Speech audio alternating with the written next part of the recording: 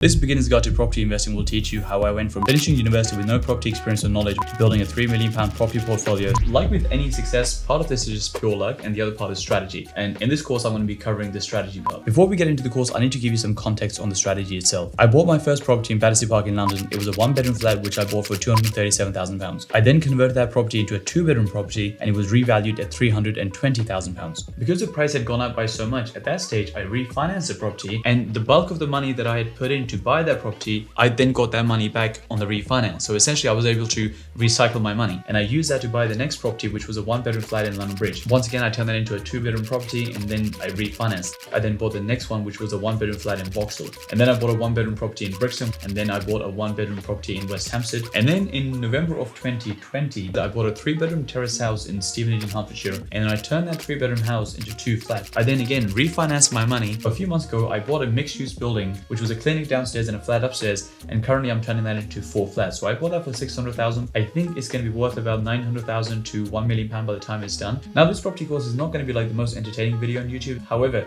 if you stick at it and you watch the entire 5 hours, by the end of it, you'll know exactly how to build a property portfolio using significantly less money than you think you need. You'll know how to find property deals, how to negotiate discounts, how to build a system where you can keep getting more and more deals in, how to analyze your property deals to find out which ones are the most profitable, and literally all the other fundamentals which you need in order to build your property portfolio. Now all the modules are timestamped, so if you click the description button, you can essentially see all the modules. Now if you find this course useful, subscribe to my YouTube channel because I'm going to be making a lot more content about property investing, and also share this with anyone else who's looking to invest in property. So now we'll get into the course.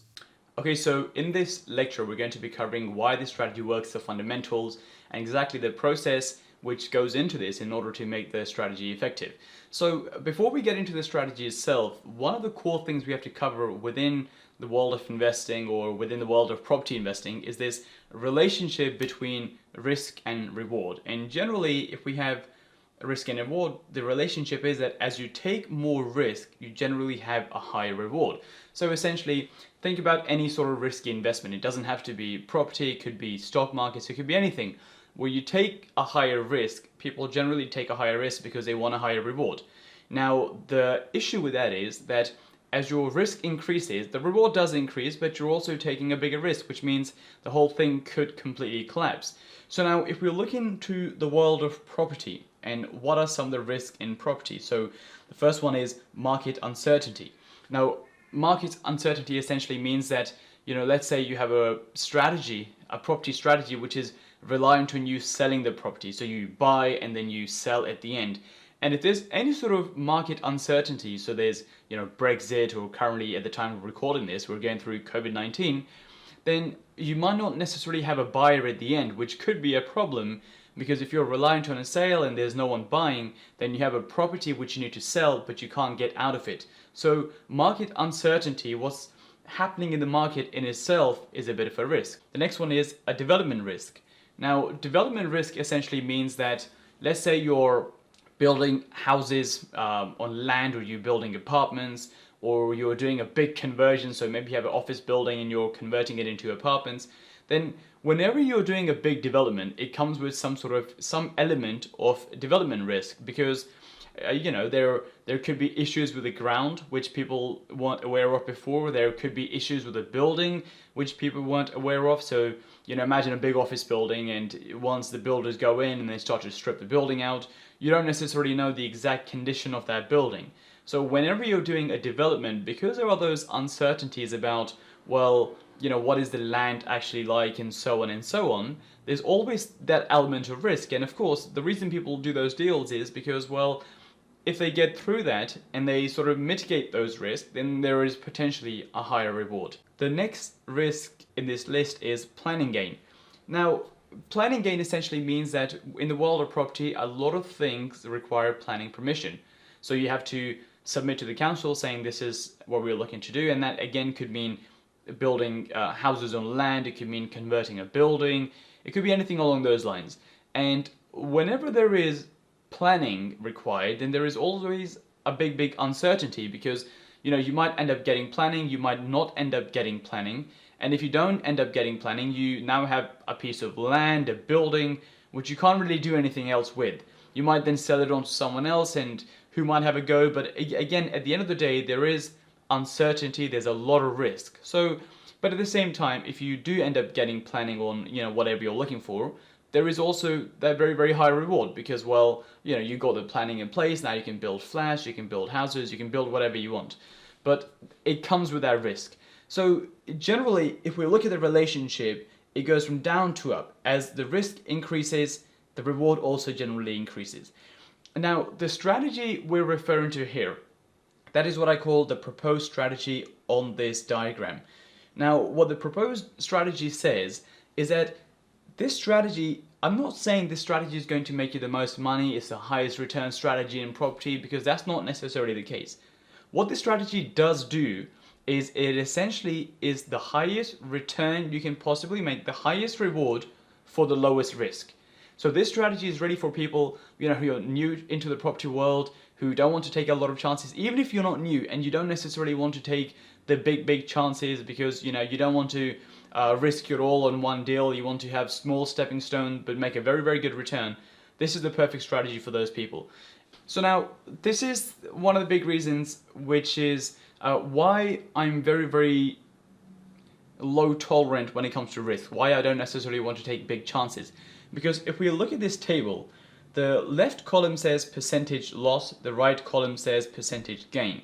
So what it shows is that if you have a 5% loss, let's say you make a 5% loss in any type of investment, then you actually have to make a 5.3% gain in order to get your money back.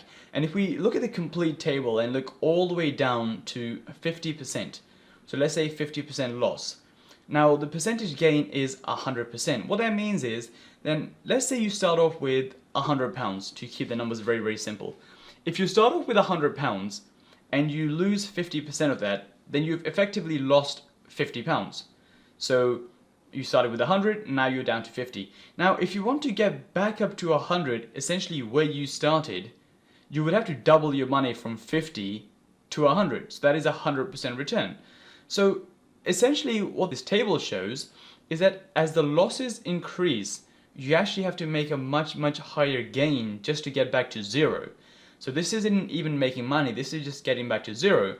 So now if we put this into context, if you have a strategy where, let's say you have, £100,000 to invest, and the strategy doesn't pay off for you, and you end up losing half that money, so you lose 50%, you will now have to make 100% return just to get back to zero. Whereas the way I like to personally invest is I don't necessarily like to take big chances or big risk, because this way, if I'm not losing, I don't have to do the hard work to get just back to zero. I want to keep stacking my wins rather than losing and then trying, a lot harder just to get back to zero.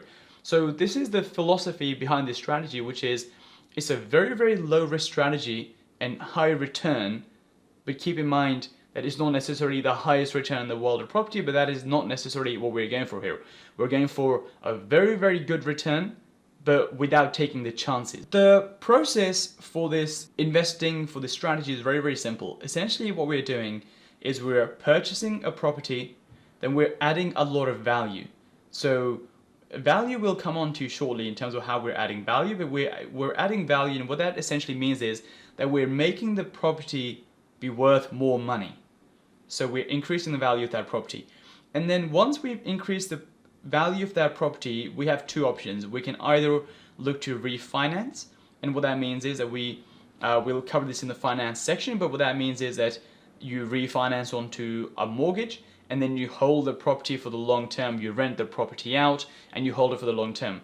Or the second option is that you end up selling the property, which is commonly known as a flip. So you buy, you add a lot of value, and then you sell the property, so you essentially flip it.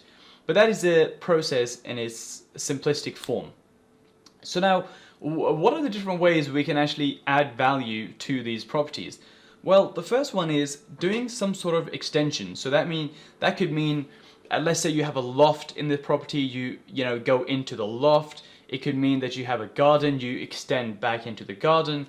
And generally there is a thing called permitted development rights, which would mean that you can do a lot of these things without necessarily requiring planning permission.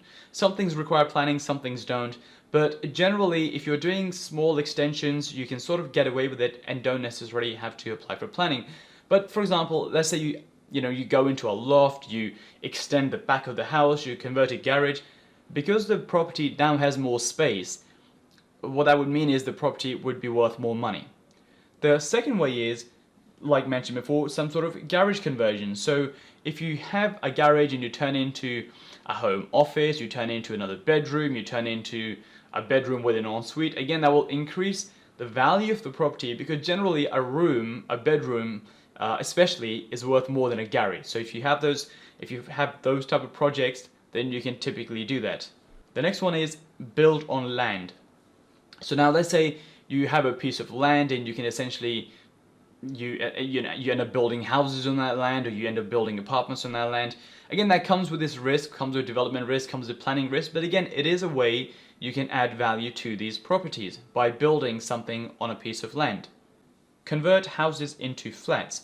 So now let's say you have a house, a big house in whichever area you're in, and you end up turning that house into multiple flats. So you have a big building, it could even be just 2 flats. So you have a 2-story building and you turn it into 2 flats, or you could have a 4-story building, 5-story building. In London, you typically get buildings which are very high, they come with a basement, and you can maybe turn them into 4 flats, into 5 flats. And again, that comes with its own challenges, it comes with planning, but that's another way you can essentially add value to the properties. Commercial to residential. Commercial to residential means that what you're doing is you're taking an office building, you're taking some sort of warehouse, and you're turning that into residential. You're turning into apartments, and again, you can either sell those at the end, you can do whatever you want at the end, but the value is coming from that you have an office building, and because now you're turning into multiple apartments, it's worth more money, because individual apartments, stacked together, depending on the area, depending on the numbers, typically it's worth more money. Next one is adding parking space. So if you have a house and maybe you have a small garden in the front and you pave it and you get, again, permission from the council, you can typically turn that into parking space, and generally that will increase the value slightly. It's not going to have a huge impact, but it will increase the value slightly, and that's another way you're essentially increasing value of your property. Next one is get a discount.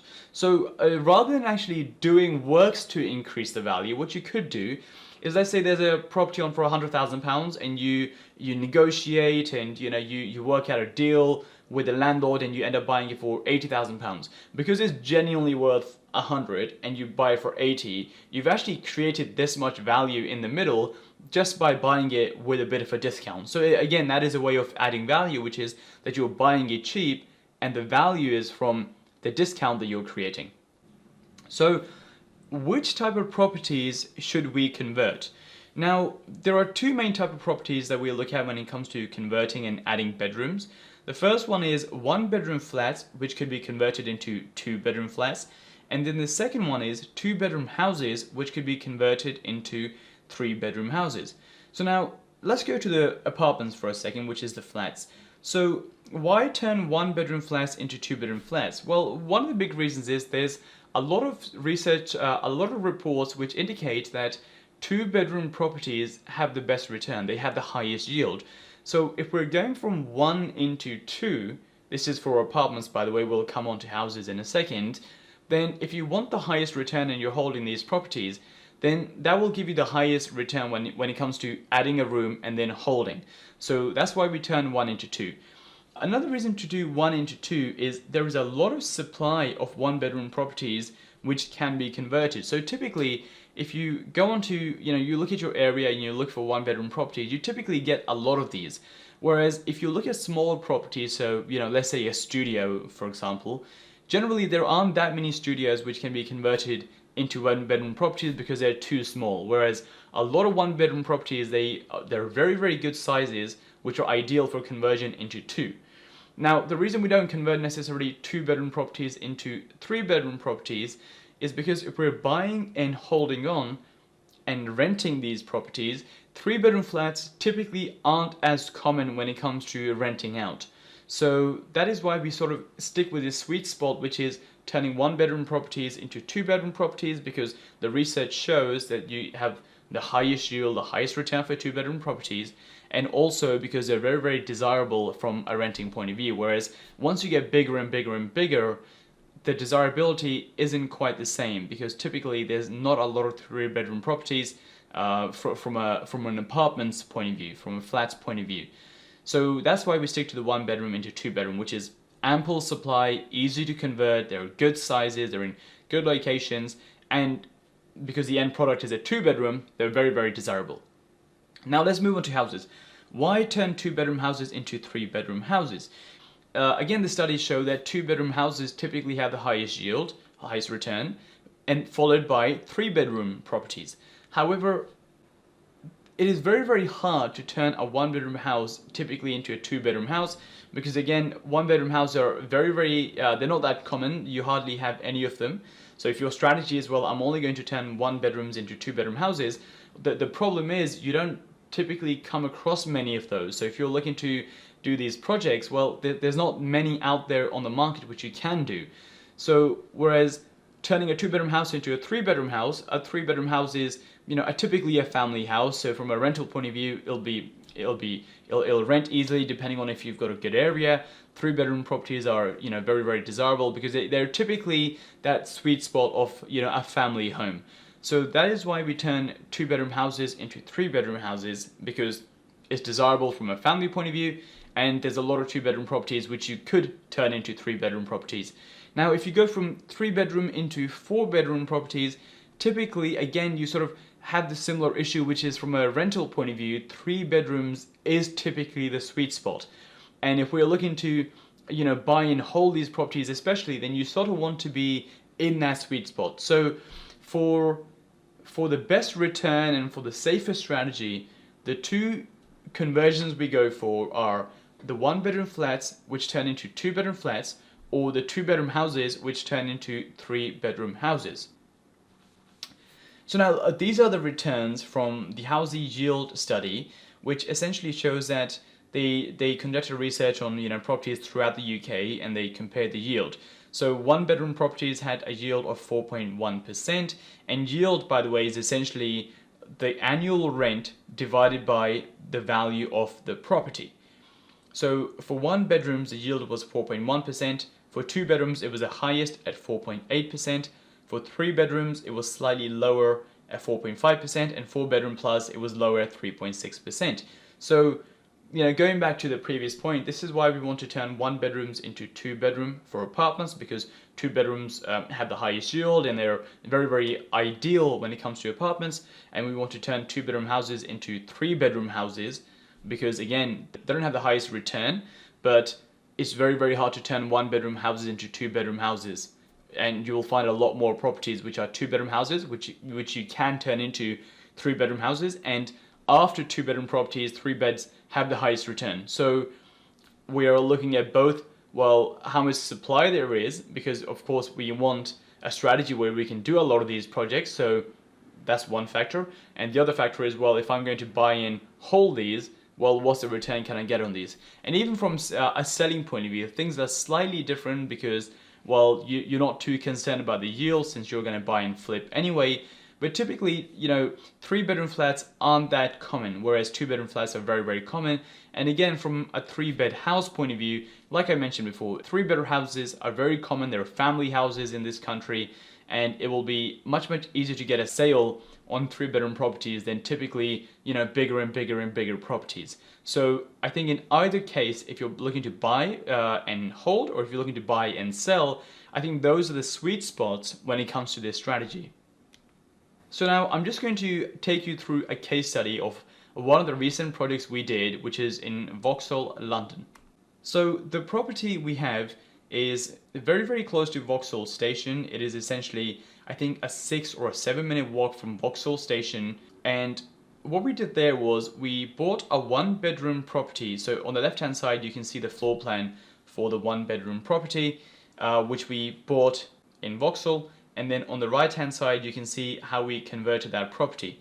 So essentially, the model is very, very simple. This is the apartment example. This is not a house example, but the model is very, very simple, which is if you look at the original kitchen on the left hand side diagram, that kitchen has now been converted into a bedroom, and the kitchen has now essentially moved in to the open plan living room.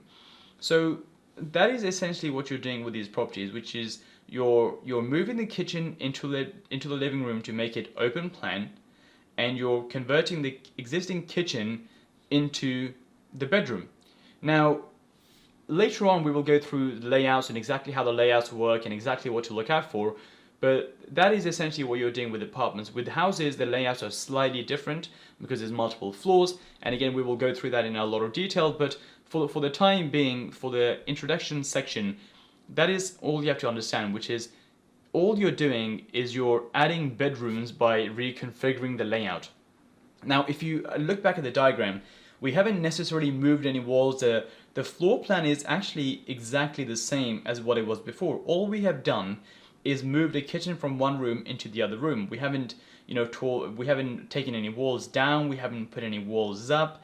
Now, if you look at the main bedroom, we have put an ensuite, but again, that is, nothing major. But that is essentially the model here, which is you're taking, a property, you're reconfiguring the layout, and you're adding another bedroom. So if we look at the pictures, this was the original living room, which has now been converted into the open plan. In the bottom left-hand corner, you can just about see where the kitchen is. The kitchen is along that wall, and now it is an open plan living room. Again, this was the original bedroom, which is now converted into, well, a bedroom, but with an ensuite. This was the kitchen. Now again, the kitchen was in a very, very bad condition, and the kitchen was converted into the second bedroom. So on the left-hand side, you have the wardrobe, you've got a double bed, you've got a side table.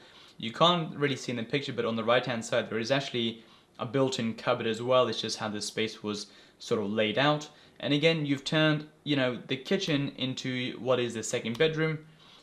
You have the bathroom, the existing bathroom. So a lot of these old properties, they don't necessarily have a toilet within the bathroom. The toilet is separate. So we've changed the bath into a shower. We've added a toilet. We've, completely modernized the whole toilet. And again, so like I mentioned before, a lot of these properties, the old ones, they have a bit of a weird layout, which is the toilet is normally, in a separate room by itself, and there normally isn't a sink. So we put in a brand new toilet, we tiled it, we put in a sink, completely refurbed the toilet there. And this is what the building is in Vauxhall. So now let's talk about the figures and essentially how the model works from a finance point of view, from an investing point of view. So now if we look at the figures, the purchase price on this property was £290,000. That is how much we paid to buy the property.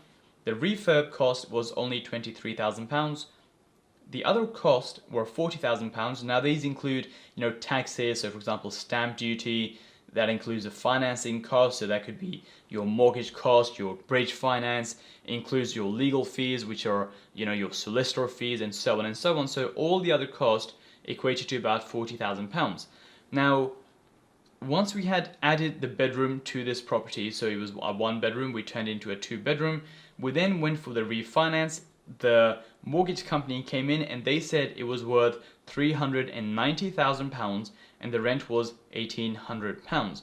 So we bought it for £290,000, and a few months later, when we remortgaged, it was worth £390,000. So now, let's compare the two models. So there is a traditional way of investing, which is, essentially, let's take a bit of money and let's put it into a property and then let's rent it out. And then we will compare that model to essentially the model which we're talking about here. So now, if we look at the traditional model, typically, let's say you need a 20% deposit to buy a property. And that 20% deposit is, by the way, we're assuming that you're buying a £390,000 property because that is what my property was valued at, £390,000. So if you bought a £390,000 property on the market, ready to rent out in good condition, so no refurb required, none of that, you essentially, go to Rightmove, you find a £390,000 two-bedroom property which is ready to rent out day one, okay? So you will need a 20% deposit, which is £78,000.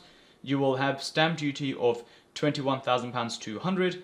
You will have £2,000 worth of legal fees, and you will have furniture cost of about £3,000, which makes your total investment £104,200. That is how you would traditionally invest in property, which is you go to a day job, you do whatever you need to do, you save up £104,000, you take that money and you essentially put it into a property and then you rent it out. So you're £104,200 in.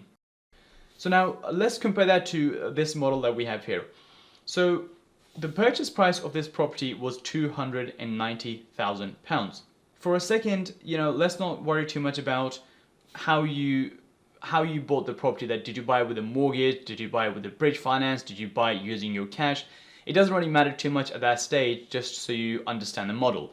But now, let's say the cost of the property is £290,000. The refurb, like we mentioned before, is £23,000, and all the other costs equate to £40,000.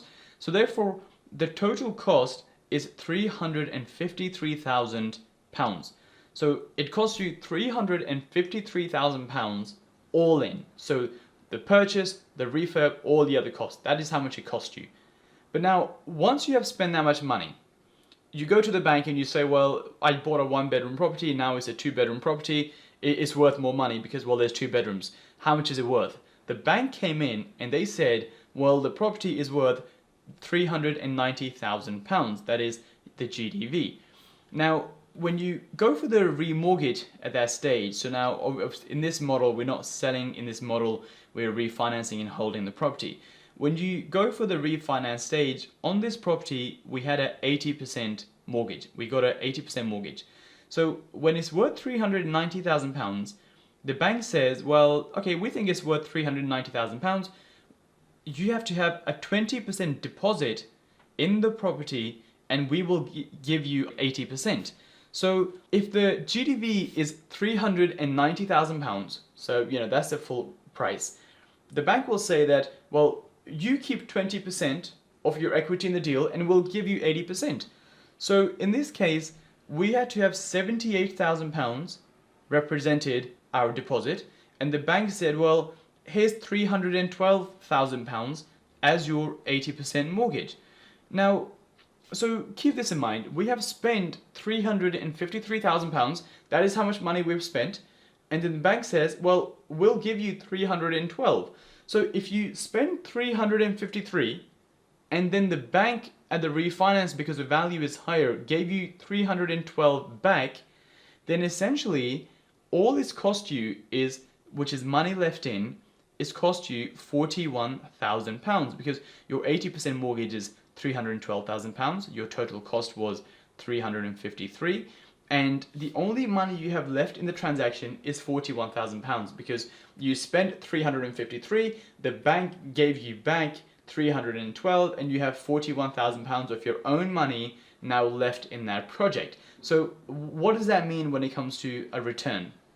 So now if we look at the diagram which shows the comparison, well, in this new model, it only cost us £41,000 to buy a property essentially which is worth £390,000 because, whatever money we spent, we got most of it back, bar the £41,000. Whereas if you look at the traditional model, to buy a £390,000 property, we would have to spend £104,200.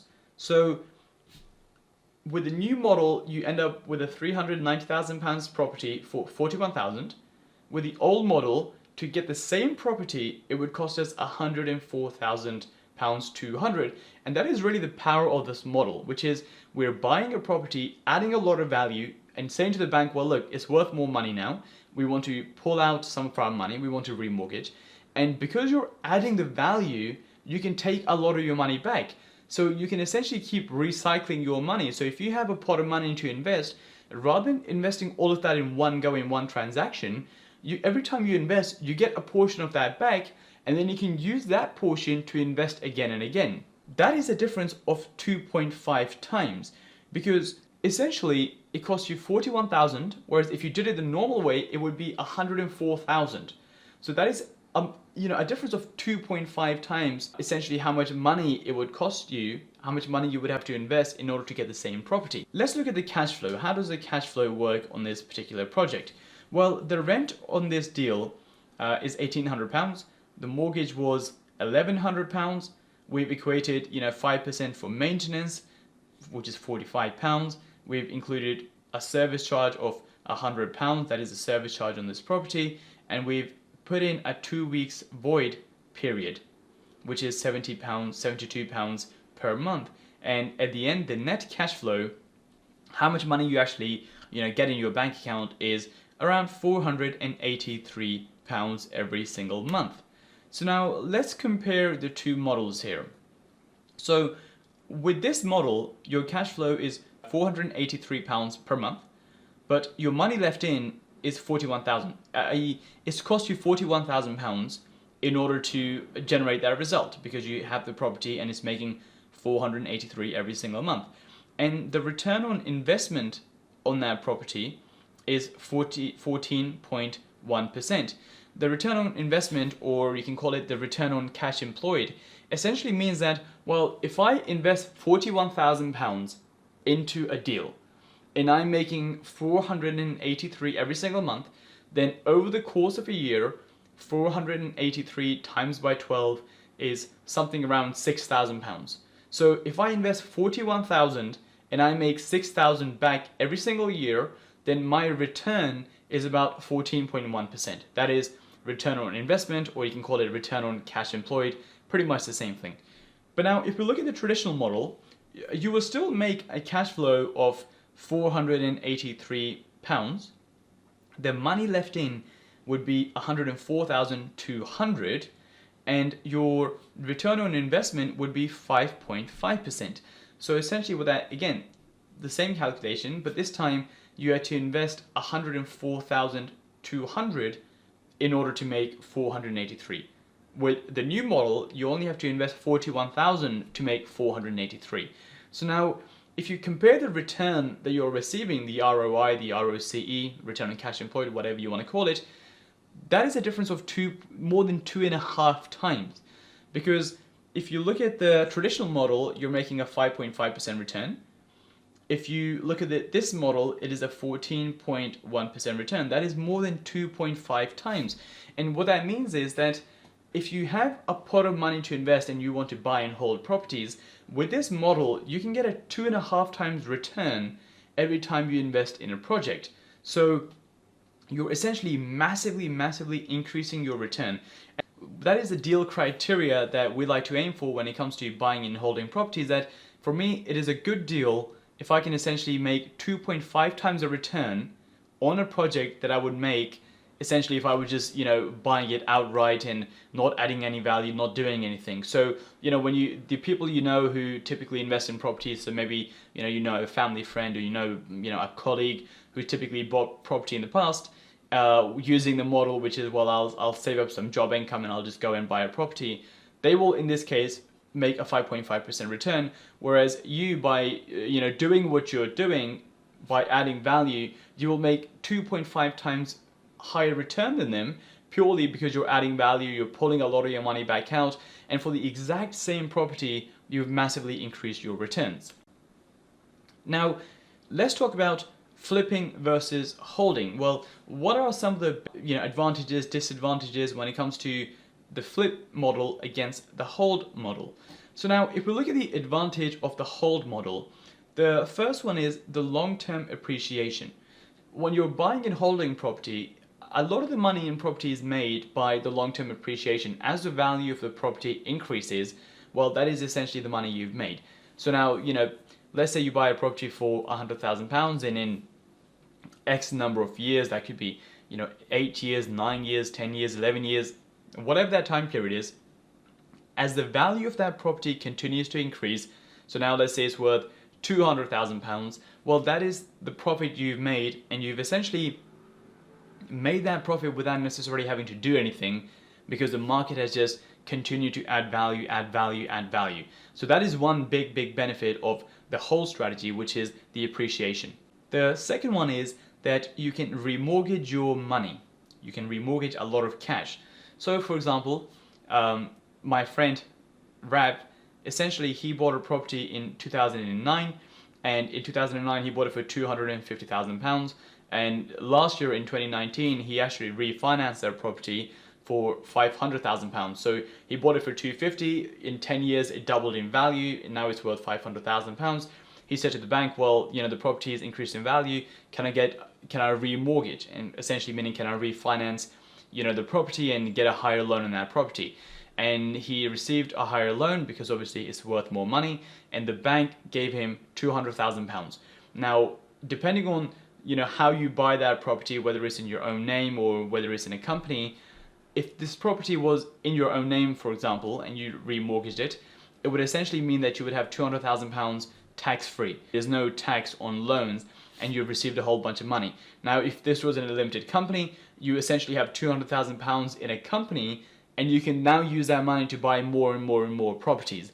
So that is a huge benefit of holding on to property for the long run, because every 5 years, every 10 years, you can keep pulling out more and more money, and then using that same money, just buying more and more properties. And over time, you know, as you have more properties, you're getting more cash back, you're remortgaging more money back, and your portfolio just gets bigger and bigger and bigger without you necessarily having to do anything, because the market is increasing the value of those properties. The next one is passive income. Now, of course, you know, one of the reasons a lot of people invest in buy-to-let properties is because they want multiple streams of income. So if you have a job, or maybe you want to leave your job, holding property is going to be better for you, purely because, well, you know, essentially this way you have another stream of income coming in every single month. So depending on how many properties you have, or depending on what your goals are, if you hold on to properties, this way, once you've, you know, done a project, it's kind of like done forever, and every single month you keep making more and more money without necessarily having to do anything. And finally, it is very, very low risk. When you're buying and holding property, and you're not reliant on someone else buying it from you, you know, at the end of the 10 months or once the refurb is finished, you don't necessarily have the risk of selling the property. A lot of developers end up going bust because, you know, let's say they have a short-term finance for 12 months and the market's gone a bit south and the properties aren't selling. Because they are forced to sell the property at the end of the day, they get a bit stuck because, well, that's the only thing they can do and no one's buying, and that is a huge risk in itself. Whereas when you're buying and holding property, and, you know, your goal is, well, I'm just going to rent the property out, then you don't necessarily have those risks. So it's one of the big advantages, huge advantages of the whole strategy, is that it's very, very low risk, and, you know, from that perspective, not much can go wrong. Now, what is the disadvantage of the whole strategy?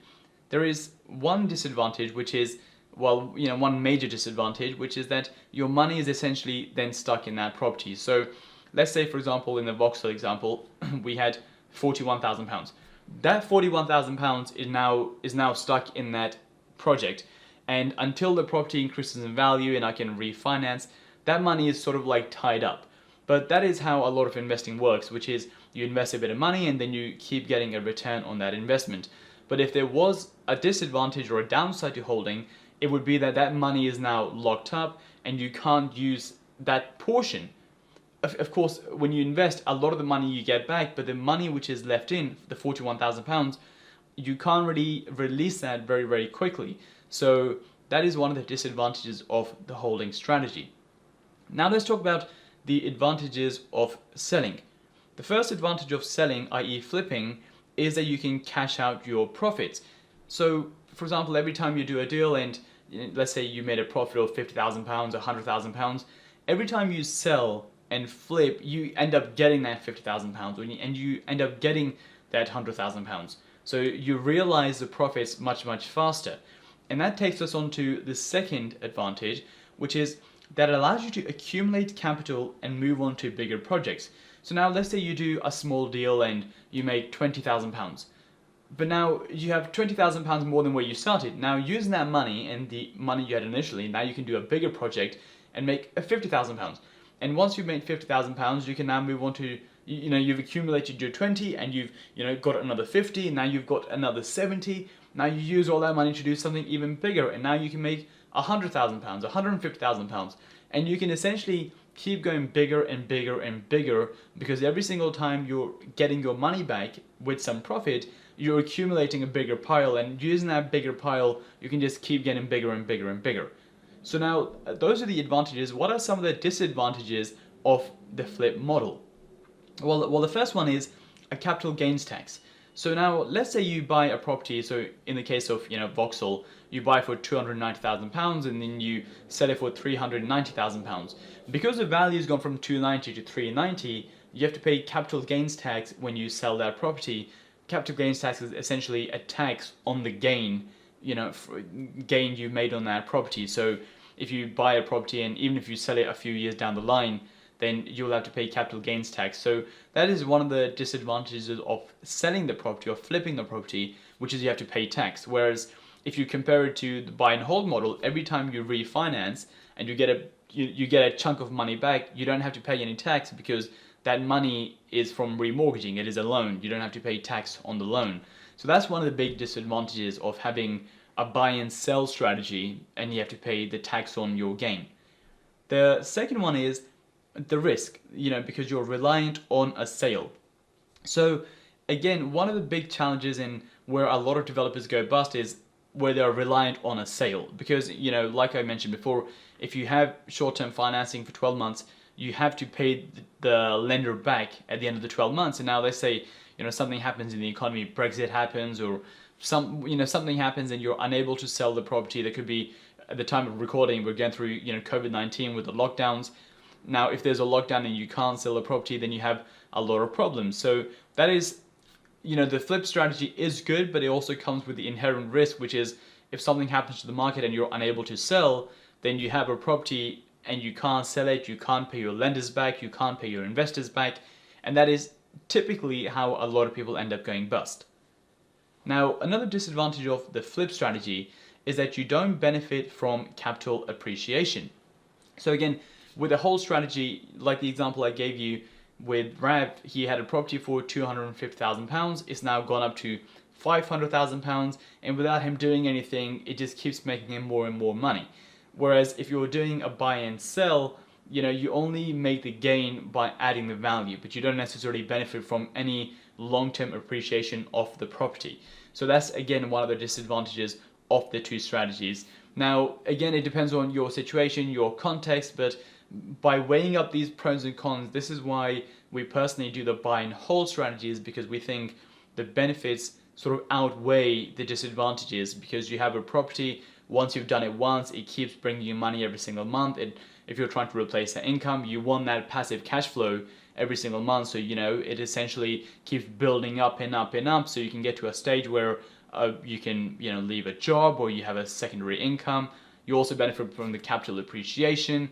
Every time it appreciates, you remortgage some money back out. You don't have to pay tax now because it's either in your personal name or it's in a company, and you use that money to then just buy more and more properties. So there's a lot of advantages of the whole strategy, and that is why typically we go for the buy and hold model as opposed to the buy and sell that works. In this section, we're going to cover finance. So when it comes to finance, there's two things you need to know. The first is a bridging loan, and the second, a buy-to-let mortgage. So what happens is when we buy this property, whether it's a one-bedroom property or whether it's a house, I tend to buy the property using a bridging loan. A bridging loan is essentially the easiest way to think about this is imagine a mortgage, but not for 25 years, but for 6 months, 12 months, 18 months. Typically, I tend to get around the 12 months mark. This finance is essentially short-term finance, which is typically a lot more expensive than a mortgage because it's designed for a short-term basis. For example, with a mortgage, you might be looking to pay 3%, 3.5% interest per year, whereas with a bridge loan, you tend to pay about 7%, 8% per year. So it's a lot more expensive. But the reason we tend to use bridging finance is because it is actually built for development. A buy-to-let mortgage is not built for you to buy a property, then develop and then refinance. And so that's one reason. The other reason is bridging finance is relatively easier to get, and second is much, much faster than getting a buy-to-let mortgage. So sometimes when you are negotiating, it is almost akin to having cash. So when you speak to agents and when you speak to landlords, if you're pitching direct to landlord, you can sort of use that, to your advantage, that you can buy the property much, much quicker. And using that, sometimes you can get a discount. The other reason we use bridging finance is because this allows us to do multiple projects at the same time. We can take out multiple bridge loans at the same time. And so it just speeds up the process when it comes to acquiring property. Now, with a bridge loan, you can typically get a 75% loan to value bridge loan. But now that 75% loan to value also includes all the interest payments and all the fees that you have to pay in order to get that bridge loan. So what happens is when you get a bridge loan from these lenders, they say they will give you 75% loan to value, but they don't actually give you the 75% loan. What they tend to do is they give you 75% less all their fees and all their interest, because the fees and interest are built in. So typically what that means is you actually end up getting around 71%, 72%, and the rest of the money you have to put down as a deposit yourself through cash. So that is essentially how a bridge loan works. Now what happens is you buy the property using a bridge loan. You would then undertake all the work. So whether you turn a 1-bedroom property into a 2-bedroom property, or whether you turn a house into a multiple flats, whatever that project is. Now once you've done that, at the 6-month mark, you would then go for a refinance on a buy-to-let mortgage. The reason you have to wait 6 months is because there's a stress test in this country. There's a rule in this country, which most lenders follow, that you can't refinance within the 6 months mark. So if you bought a property, you have to wait until 6 months in order to refinance that property. Now, there are specialist lenders who will let you refinance before the 6-month mark. The problem is they don't always give you the best rate. So in my experience, what I found is it's just better to wait the 6 months and then refinance at that stage. So when you go for the refinance, what will happen is you had one loan, which was a bridging loan. The property has now gone up in value. When it's gone to the higher valuation, you can now take a bigger loan. And when you take out the bigger loan, you essentially pay off the bridging loan at the same time. So you bought it on a bridge, you've added value, you then refinance onto a buy-to-let mortgage, pay off the bridge. And that is essentially how you go through the entire process of buying and holding properties. You don't necessarily need to know too much beyond that. I mean, when it comes to the finance requirements and the requirements for bridging, it just depends on the lender. So the best thing to do isn't necessarily to research how bridging works and how buy-to-let mortgages work. The best thing to do is speak to a broker and say, this is my financial situation and this is essentially what I'm looking to do, the type of project I'm looking to do. And they will tell you your finance requirements and what's your max borrowing you can get and all those sort of things. So if you have a good broker on board, there isn't a great deal for you to do. We can essentially arrange all this finance for you. So if you want to use my broker, if you click the description link, there's a link in there which says property team, and you can click that link and you can get introduced to my broker. Or if you have a different broker, you can just use a different broker. But what you need is you need one broker or one brokerage company who can help you with the buy-to-let finance and the bridging finance, because you want to make sure that if someone gives you the bridging finance, you want to make sure that by the end of the project, you can also get a buy-to-let mortgage on that property in order to pay off the bridging loan. If you end up getting a bridge loan, you can't get a buy-to-let mortgage for whatever reason, then you have a big issue, because you have a bridge loan, which is typically for 12 months, but now you can't repay that loan because no one's going to give you a buy-to-let mortgage, assuming you couldn't get a buy-to-let mortgage for whatever reason. You need to make sure you have a broker who can deal with both. Before you even buy the property, you need to speak to your broker and say, well, this is what I'm looking to do. Is there any reason why I can't get a bridging loan? And is there any reason why I can't get a buy-to-let mortgage when the project is done? The last thing you want is that you essentially carry out this project, you buy something, you add a lot of value, and for whatever reason, you can't get a buy-to-let mortgage at the end, because then you will be stuck big time because you can't repay the loan. Speak to a broker or speak to my broker and essentially tell them that what I'm looking to do is this. I'm looking to buy this property on a bridge loan. This is how I'm going to add value, and this is my exit strategy, whether that's selling the property at the end or whether that's holding the property and refinance onto a buy-to-let mortgage. Ask them the requirements, ask them what rates you can get, ask them what loan to value you can get. And once you have all these details, you can then move forward with the finance section on your property project. So in this section, we're going to be looking at deal analysis and covering all the different components which make up deal analysis, and essentially everything which is needed to analyze a deal. So now deal analysis is broken up into a lot of different subtopics. So for example, we have evaluating risk, finance costs, stamp duty, legal fees, additional cost, refurbishment cost, calculating the GDV, essentially what is the property going to be worth once we've added a bedroom and done a complete refurb. What are some of the key metrics, the deal criteria, how to calculate the offer, and then we'll go into a demonstration of how the deal analyzer works and apply it on a particular, on a case study of one of the projects that we have done previously.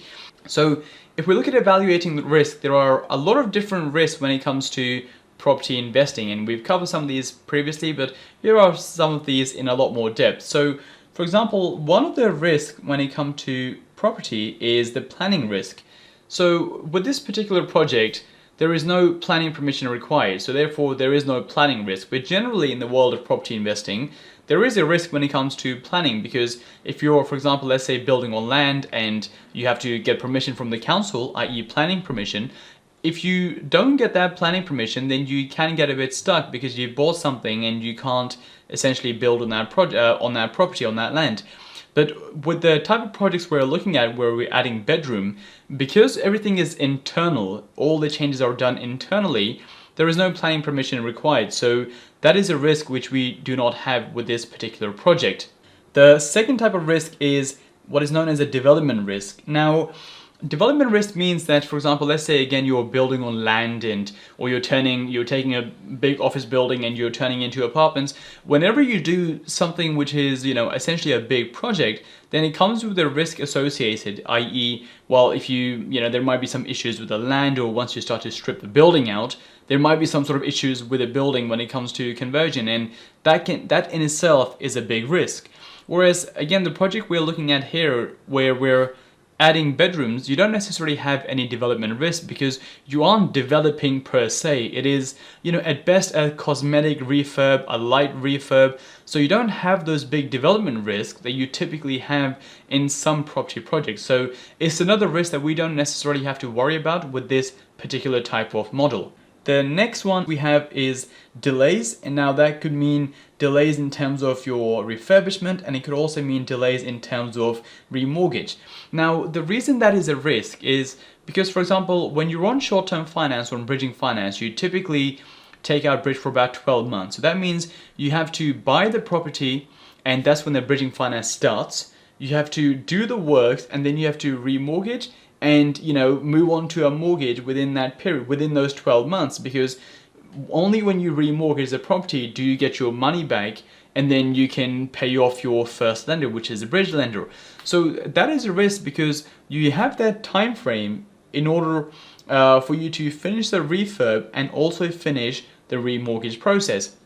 Now, how you typically get around that is by essentially giving yourself more time. So, if you think the project's going to be done in 9 months, you can get a 12-month bridge just to be on the safe side by 3 extra months. So in case there's any sort of delays, you have an additional period to make sure that, well, I've got a 3 months buffer in there to make sure that nothing can go wrong.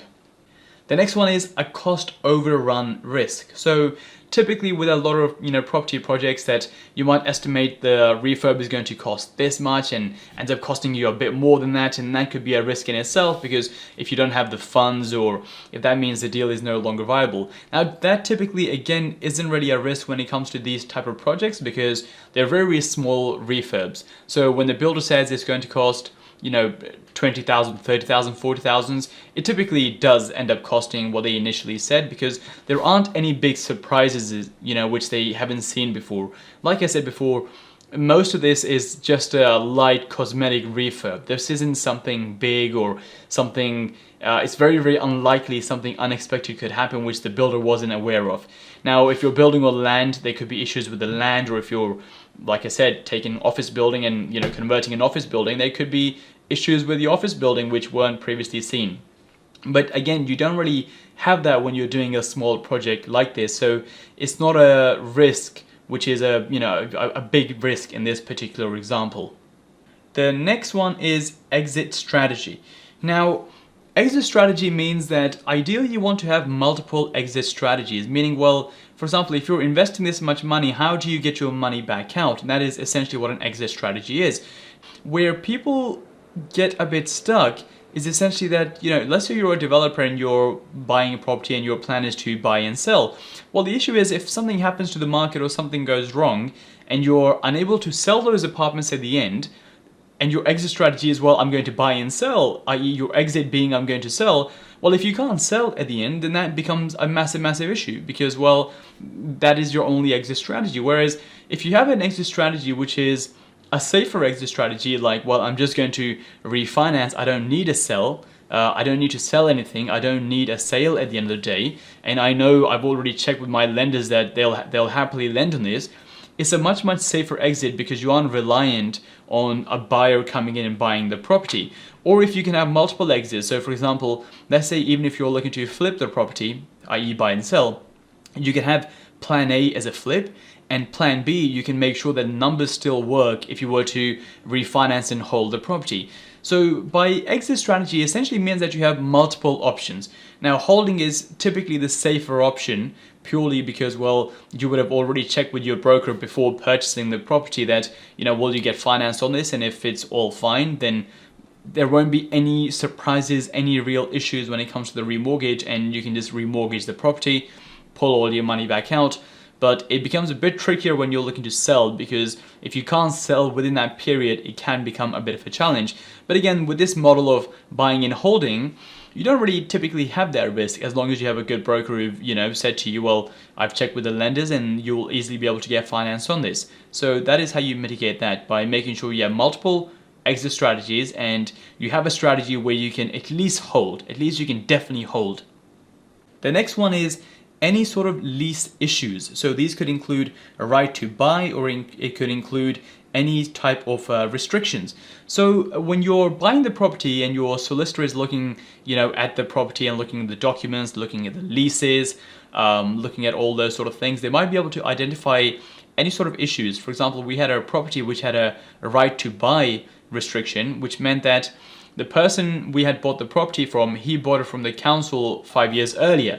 Now, when he bought it from the council, he actually bought it at a discount because he was a council tenant. He bought it under the right to buy scheme. But when you buy a property under the right to buy scheme, it means that depending on the council, with this particular one, he's not allowed to sell that property for 10 years. And if he wants to sell it, he first has to offer it to the council. And if they say, we don't want to buy it, only then can he offer it to someone else. Now, so the council didn't want to buy it. He put this onto Rightmove and we ended up buying it. But when we bought this, the restriction also applies to us. We are not able to sell that property for 5 years. And if we want to sell it, we first have to approach the council, ask them if they want to buy it. And if they don't want to buy it, only then can we sell it to someone else. Now, that might not seem like an issue because we have a sale in either case, because the council will buy it if anything, if they want to, that is. But from a lending point of view, it's a restriction which a lot of lenders do not necessarily like. So that can mean there can be an issue with getting a mortgage, and if there's an issue with getting a mortgage, that can become a risk in itself. So that is something the solicitor will work with you on. They will highlight any sort of issues, any sort of problems when it comes to any legal issues with their property. But that is something they will typically deal with when it comes to identifying or working out are there any sort of issues when it comes to this. The next one is freeholder consent. Now, the reason that is on the risk list is because you want to make sure that you have, in principle, permission for the project that you're trying to do before you buy the property. So what that means is, if you're looking to buy an apartment, when you convert an apartment from a 1-bedroom into a 2-bedroom, you need the permission from the freeholder, i.e. the people who own the building. And what you don't want to do is you don't want to buy the property and then apply, because if they say no to permission, then you can get stuck. Whereas if you approach them beforehand and before you actually buy the property, get something in writing, in principle, that this is what we're looking to do, can you see any issues? If they approve that, and if they get back to you saying, yep, in principle, that's all fine, that will sort of mitigate that risk. But you need to make sure that you have your freeholder consent, at least in principle, before you purchase the property, because that way you don't have any nasty surprises when someone says, well, hold on, maybe you can't convert this because of this and that reason. So that is how you would mitigate that risk, by planning ahead and by making sure all of that is done before you get to purchasing and exchanging on that property. Now, in terms of the finance cost, the first finance cost is related to bridging finance. Now, bridging finance is broken up into a lot of different components, and this is covered in the finance session, but I will briefly, go through these. So you have arrangement fee, which is typically 1 to 2%. You have an exit fee, which is normally 1%, or it can be 0. You have a repayment fee. Sometimes you have a repayment fee, sometimes you don't. You typically have a valuation fee. You have the legal fees. So these are all the costs associated to the bridging finance. And then the two important numbers, one is the gross loan, and you have the net loan. Now, this is covered in the finance section if you want to know, what these are in greater detail, but those are all the costs associated when it comes to bridging finance. We then move on to the mortgage finance. Now, with the mortgage finance, again, you have the arrangement fee, which is typically 1 or 2%. You have the exit fee, which is typically around 1%. You have the repayment fee. you have the valuation fee, you have the legal fees, and again you have the gross loan and the net loan. The gross loan being the total loan including any sort of fees, and net loan meaning essentially the money you receive in the bank. Now these are again covered in a lot more detail in the finance section, but for the time being, for this section, you just need to know what are the different costs associated with finance. Because when we analyze our deal, we need to know what the costs are, how much money we're going to make, and is that a good return or is that a bad return. So next we look at stamp duty. On the left hand side you can see the purchase price, and then you have the rate of stamp duty and the additional property rate. So what that says is that as the purchase price increases, then the percentage of stamp duty also increases. So for example, if you were to buy a property which is between 0 and £125,000. The rate of stamp duty is 0% if this is your first property. It is 3% if this is an additional property. So what that means, let's say you're already a homeowner or you already have an investment property. If you already have some property, you're automatically in the column which is additional property rate. If you currently do not have any properties, and that includes your home, then you are in the rate of stamp duty. So for example, if you were to buy a property for £250,000, then what will happen is you will pay 2% if you currently don't have any properties, or you will pay 5% if you do have properties. Now, one thing to note is that properties under £40,000 are not subject to additional stamp duty. So if you buy something cheaper than £40,000, then you are sort of within the category of 0 to £125,000, 0%. It is not subject to the additional rate. Now, one more thing to keep in mind here is, and by the way, all of this is going to be automatically calculated for you with a deal analyzer, but another thing to keep in mind is that the way stamp duty works is very, very similar to income tax, which is that, for example, if you make £100,000, the first £11,000, I believe, has almost no tax. The next £20,000 is subject to maybe 18%. The next batch is subject to 25%, and so on and so on and so on. So the way stamp duty works is exactly the same as income tax. If you were to buy, let's say, a £1 million property and your additional property rate at 13%, it doesn't mean you will pay 13% of £1 million. What it will mean is that for the portion of that 1 million which is between 925,000 and 1 million, you will pay 13%. The portion below you will pay 8%, 5% and 3%. So it's staggered exactly like income tax. But that is a cost you have when it comes to property investing. So when you buy a property, you have to pay stamp duty, and this figure in the deal analyzer will be calculated for you. Now, there is stamp duty relief when it comes to buying multiple dwellings. So for example, let's say you're buying a property which has a big property which has 3 or 4 flats within one property, and you're buying 3 or 4 flats in one go. Now, generally you can get relief for these type of projects, and there is a link which is bit.ly/stamp duty relief 1, which shows you some other examples in which you can get relief.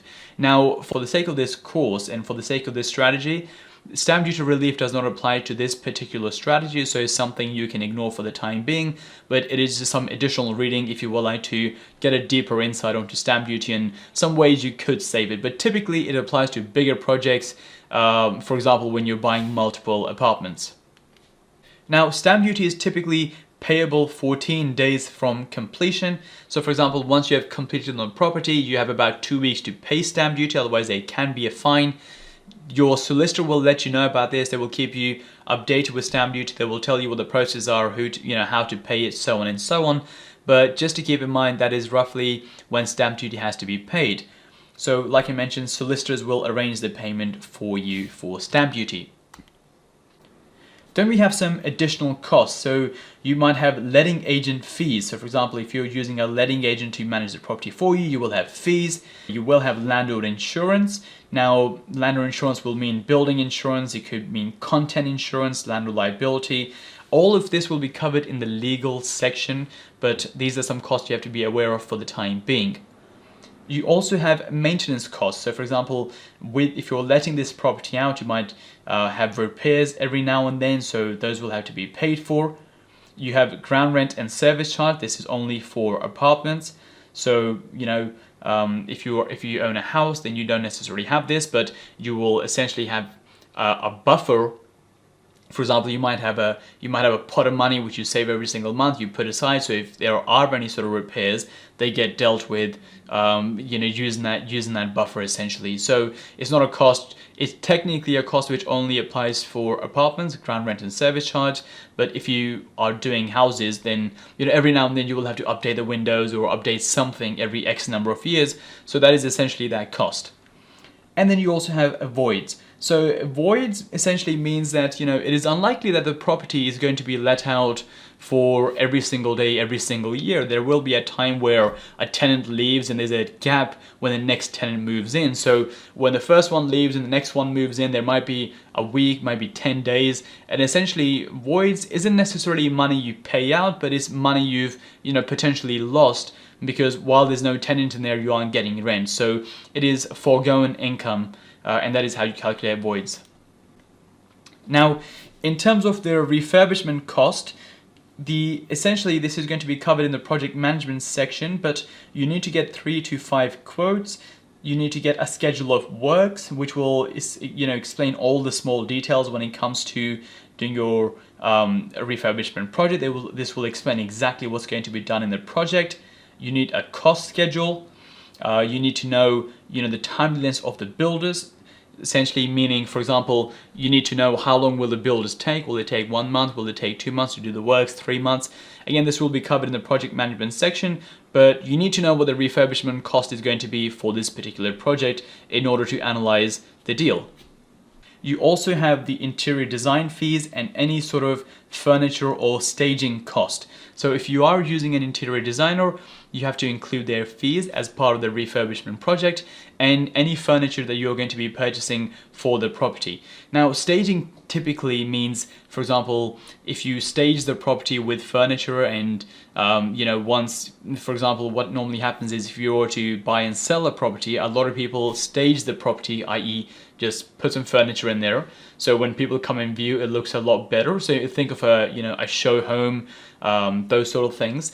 And you do that, and once you've sold the property, all that furniture goes back to the staging company. So you're essentially renting the furniture for a short time to dress up the property. Now, you typically won't do that if you're buying in holding. You might decide to buy furniture in order to furnish a property and rent out, but you won't typically be doing stages. You will only be doing stages if you're actually buying and selling. But again, that is a cost which would be input at this particular stage. Then we're looking at the deal metrics. So the first metric is the gross yield. Now, the gross yield means the annual rent divided by the property value, the GDV.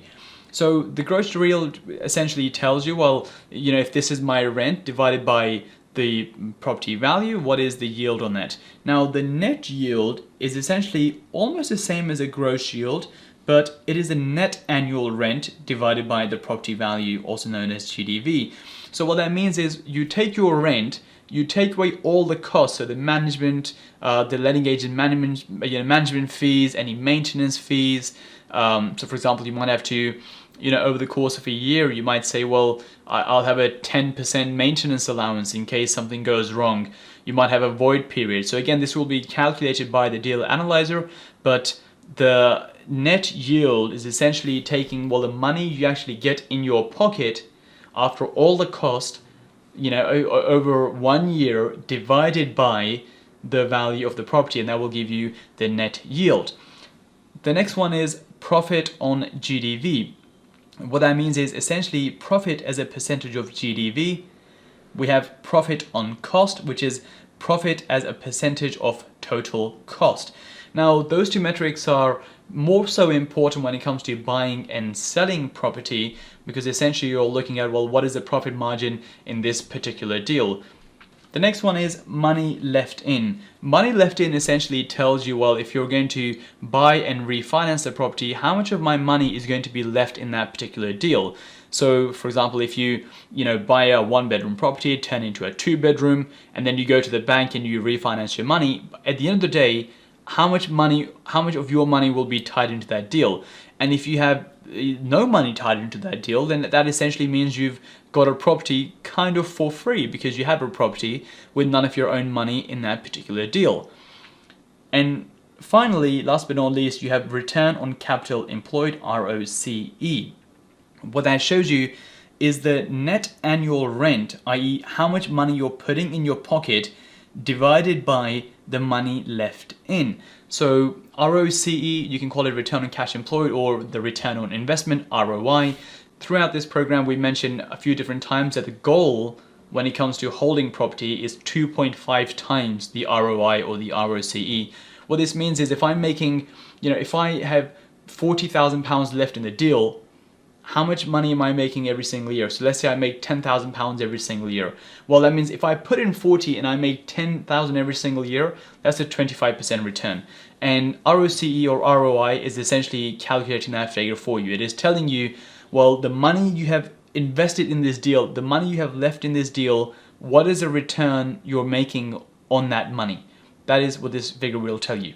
So those are some of the key metrics to look at when you're looking at a deal. But I think what's more so important is the deal criteria, because all of these metrics essentially make up the deal criteria, the thing you need to be paying attention to when looking at, well, is this a good deal or is this a bad deal? So if we look at the deal criteria, there are two main criteria. If you're buying and selling property, i.e. flipping property, the first criteria is you want at least a 20% profit on cost. So what that means is if you were to buy and sell something, you want to make at least a 20% margin on that particular deal. And if you were holding, you want to make a 2.5 times ROI or ROCE. Meaning, for example, if you were to take your money and invest a traditional way and just go and buy, a property, it will cost you this much money and you'll make a cash flow every single month. By doing this strategy, you want to be making at least 2.5 times that. So for example, rather than you just spending your money and getting a 5% return, you want to be making 2.5 times the 5% return. So all the key metrics are used to calculate, essentially to calculate the deal criteria and to calculate, well, does the deal criteria work or does the deal criteria not work?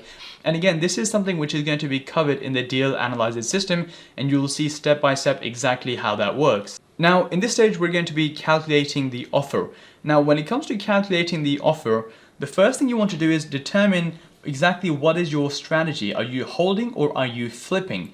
Because based on your strategy, you will look at the different deal criteria, because for flipping, the deal criteria is a 20% margin, and for holding, the deal criteria is a 2.5 times ROI. So once you've decided, well, I'm going to be either flipping or I'm going to be either holding, you then move on to step 2, which is you calculate the purchase price.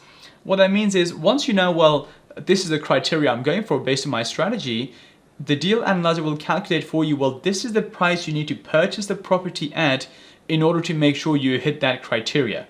So for example, let's say, a property is on the market for £100,000. The analyzer might say, well, if you get it for £84,000, it will meet the criteria and then it's a good deal. Anything more expensive than £84,000, it's not going to give you the return which meets the criteria. So that's the second thing you will have to work out, and the deal analyzer will calculate that for you. The last thing you then look at is you calculate the offer price. Now, the offer price is typically 10% lower than your purchase price. So for example, let's say the property is on for £100,000 and the deal analyzer system says, well, if you can get it for 90,000, then it's a good deal. Now, because at 90,000, it meets all your criteria. So it's on for 100, you want to buy it for 90, but you don't want to start the negotiation at 90. You want to start the negotiation 10% lower than that, so £9,000 lower than that at 81,000, because then you have some room to negotiate, you have some room in order to work your way up to the price that you actually want. And again, that is something the deal analyzer system will calculate for you, and when we go through the demonstration and one of the examples, you'll see exactly how the numbers work. In this video, we'll be going through the BRR deal analyzer, and I'll essentially be taking you through a demo deal and showing you, well, exactly how to analyze the deal and how to see, well, does this deal work? Does it make any money, or should we simply move on to the next deal? Now, in this demonstration, I'm looking at a 1-bedroom apartment which will be converting into a 2-bedroom apartment and seeing, well, does the deal stack? So this is the property I'm looking at, which is in Kennington. Again, I believe this is zone 2 London, so not central London, but just outside of central London. It is a 1-bedroom property. It is not a maisonette. A maisonette essentially means a flat which is on 2 floors. This is actually just on 1 floor. And yeah, let me just show you the location and the floor plan just to give you some sort of indication of where this is. So this is actually right next to the Oval Cricket Ground. If you roughly know where that is, it's between Kennington Station and Vauxhall Station in London. So very, very close to central London. So that is where the property is located. The floor plans are pretty good. It's a pretty good size. It's 58.8 square meters. The layouts are really good. The room sizes are really good. So it ticks all the boxes from that point of view now. And now, because it ticks all the boxes, we're now going to be doing the desktop analysis on this particular property. So the first thing we need to do is open the deal analyzer. Now, when you open the deal analyzer, it will give you 2 options, enable macros or disable macros. You need to click enable macros because that is essentially how all the formulas are calculated. So click enable macros. Now, the first thing we arrive at is the valuation sheet, where we need to first calculate the value of what the property would be worth as a 2-bedroom property. So currently this is a 1-bedroom flat, and we'll be turning this into a 2-bedroom flat. Now, if you were looking at houses, we need to calculate, well, if you purchase a 2-bedroom house, well, what is the value going to be as a 3-bedroom house? So let's start inputting this detail. So the first thing it says is, what is the Rightmove link? So you need to input the Rightmove link. So you go into Rightmove, you take the link, and you simply put the link in here, and again you have the Rightmove link. The next thing you need is the property address. So to get the property address, go into Rightmove and scroll down, and normally you'll see properties sold nearby. If you click properties sold nearby, click view more. Once you load onto this page, it will actually show you all the properties which were sold in the same building. So you have a flat 19, flat 1, flat 20. Now, we don't know the exact property address, but all we need to know is the building for the time being. So this is the building here, which is Gray's House, Vauxhall Street. Now, you sometimes can't copy this, so you just have to open this up. And once you click onto this, you have the address here, which you can simply copy. And once you've copied it, you can paste it in the box, and now you have the address. You don't know what flat number it is, but that doesn't really matter too much for the time being. The next thing you need is the property size. So again, in terms of property size, if I just go back onto the property itself, now to get the property size, you can simply click on the floor plans here, and down here it will show you all the property sizes. Now, it might be up there, it might be to the left, but somewhere on the floor plans it will tell you the property size. Now, I look at the size in terms of square meters, so I'm looking at essentially, if I zoom in and make this slightly bigger, I look at everything in square meters. So I'm looking at this number here, which is 58.8. So I input 58.8. Now, the building type, what type of building is it? Is it an ex-council flat? Is it a private flat? Or is it a house? Now, if I show you the pictures, it's quite easy to identify that this is actually an ex-council building. And by the way, I mentioned the Oval Cricket Ground, which is actually just here. You can see some of the spikes. Now, this is actually, I believe, the lighting for the Oval Cricket Ground. So literally maybe like 10 seconds away. So very, very good location in terms of that. So this is an ex-council flat. And then we have the asking price. So the asking price is this here, which is £330,000. So I put this in, £330,000. Now, the next thing we need to do is, once we have all the information, we need to know, well, if we turn this property into a 2-bedroom property, how much can we rent this property out for?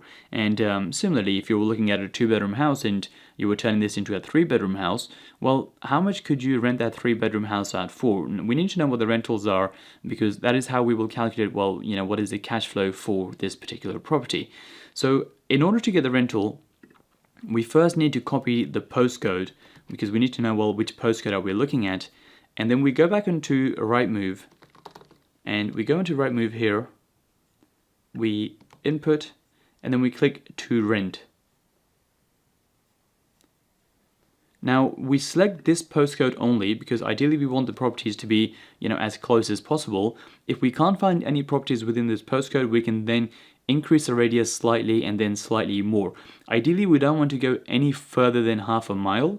Ideally, we want to stick within, either this postcode or most likely, within a quarter of a mile. But the maximum we want to be going here is half a mile. So we'll stick with this postcode only.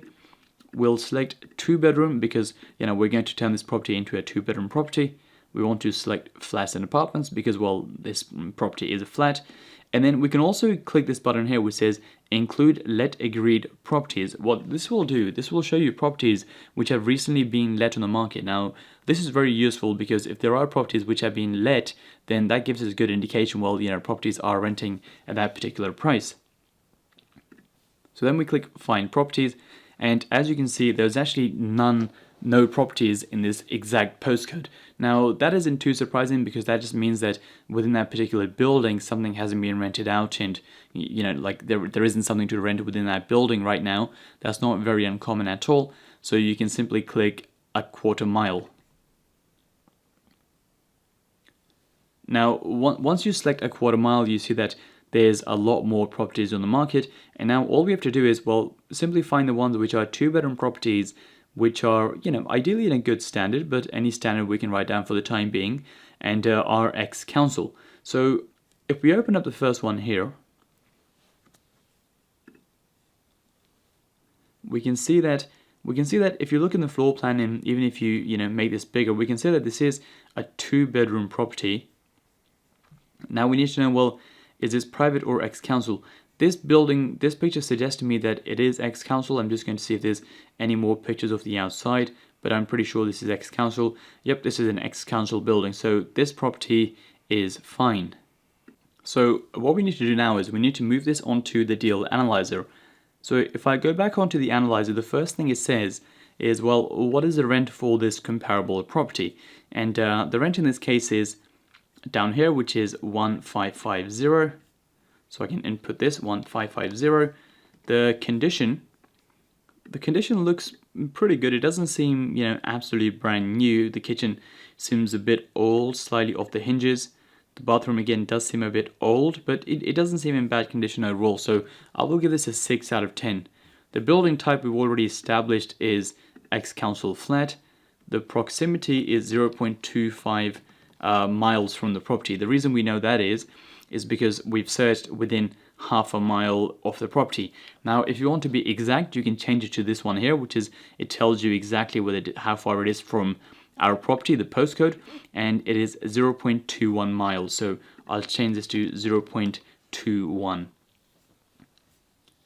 In terms of the notes section and the link, here you just have to add the Rightmove link. And in terms of the notes, there's nothing particularly I want to add. It seems like a very, very standard property. There's nothing I need to make a note of. So again, you can just take this link and input this link here, and now you have the link for the property. So just a couple of things here, by the way, which is the only details you have to input are in the blue in the blue boxes. Everything which is gray, everything which is yellow as indicated by these colors, or even green, they're already calculated for you. They're formulas and they're already essentially worked out for you. The only thing which you have to input is anything which is in blue. Now, one more thing to explain here. The reason we have this column here which says include 1 equals yes. Once you put in all these properties, if you then say, well, I don't think this first one actually is a good comparable because, well, this one actually is, let's just say for argument's sake, this was private and everything else was ex-council, and you say, well, yeah, I don't think this one's a good comparable because, well, this is private and it's not ex-council, or maybe the rental on this one was something, ridiculous, like £7,000 and everything else was £1,500. So rather than deleting this, you can simply just select 0, and what will happen is it will essentially delete it from all of the averages. So it's just a quick way of essentially inputting or taking out properties which you don't think are accurate comparables or, are maybe outliers. So this is essentially what you have to do here. You can, if you have all the comparables, you just simply leave one, or maybe let's say you only found 4 comparables. What you would do is you would have 1, 1, 1, and 1, and in the last one, maybe you select 0 because you couldn't find the 5th one. So only have 1 and 0. 1 indicates that it is included, and 0 indicates that, well, you want to omit that comparable. So we'll change this back to X-Council flat. We'll get rid of this one. And now what we need to do is, now we need to find 4 more comparables for the rent. So if I go back onto this, and now let's open this one up here. Let's see if this is X-Council. We can open up this one here. We can open this one. We can open this one. And let's just open one more in case one of these are, not X-Council. So we already, okay, so this is the next one we're looking at. Let's see if this is private or X-Council, if there's any pictures of the outside. Yep, this is again an X-Council property. So this is, let's input the details. So the rent is 1712. 1712, and I will just input this myself just to sort of speed up the process here. But again, you can simply go up, look, well, how far is it from the property? Is 0.22 miles, so I'll just put that in. And again, under notes, this one I'll write that the let has already been agreed. So I'll say let agreed. So yep, this is, this one's fine, X-Council. This one, again, this is a bit different because, well, this is actually, I don't know if this is part of the cricket ground, but it seems to be just outside of the cricket ground. This doesn't really seem like a typical type of property. I'm not even sure if this is X-Council. So yeah, this is actually a private property which has, well, a pretty amazing view to the oval cricket ground. That's interesting. Yeah, but this is not an X-Council property, so we can get rid of this, and this wouldn't really make for a good good comparison anyway, purely because it has something which other properties typically do not, which is it has some sort of terrace which overlooks the cricket ground. So we can get rid of this one. Let's have a look at the next one. Again, I don't think this is a council property. This is most likely a private property, so we can get rid of this one. Now, this one doesn't seem to have any pictures of the outside. So what we have to do is we have to scroll down and we have to look at the map. Now, once you click open map, you get this here. Now you can zoom into the property, and the property I believe is this building here. And there's a couple of ways of doing this. You can either click this button which says satellite. And again, it's sort of hard to see exactly what this building is. The next thing you can do is you can take this person from the Google Earth map and you can drop this person and make sure it is facing, this human thing is facing the building. Okay, so see, it's taking me inside a shop. Let's go outside the shop here. Let me just exit the shop and see what the building is above the shop. And again, I think this might just be private. Yeah, see, again, this is simply just private apartments above a shop.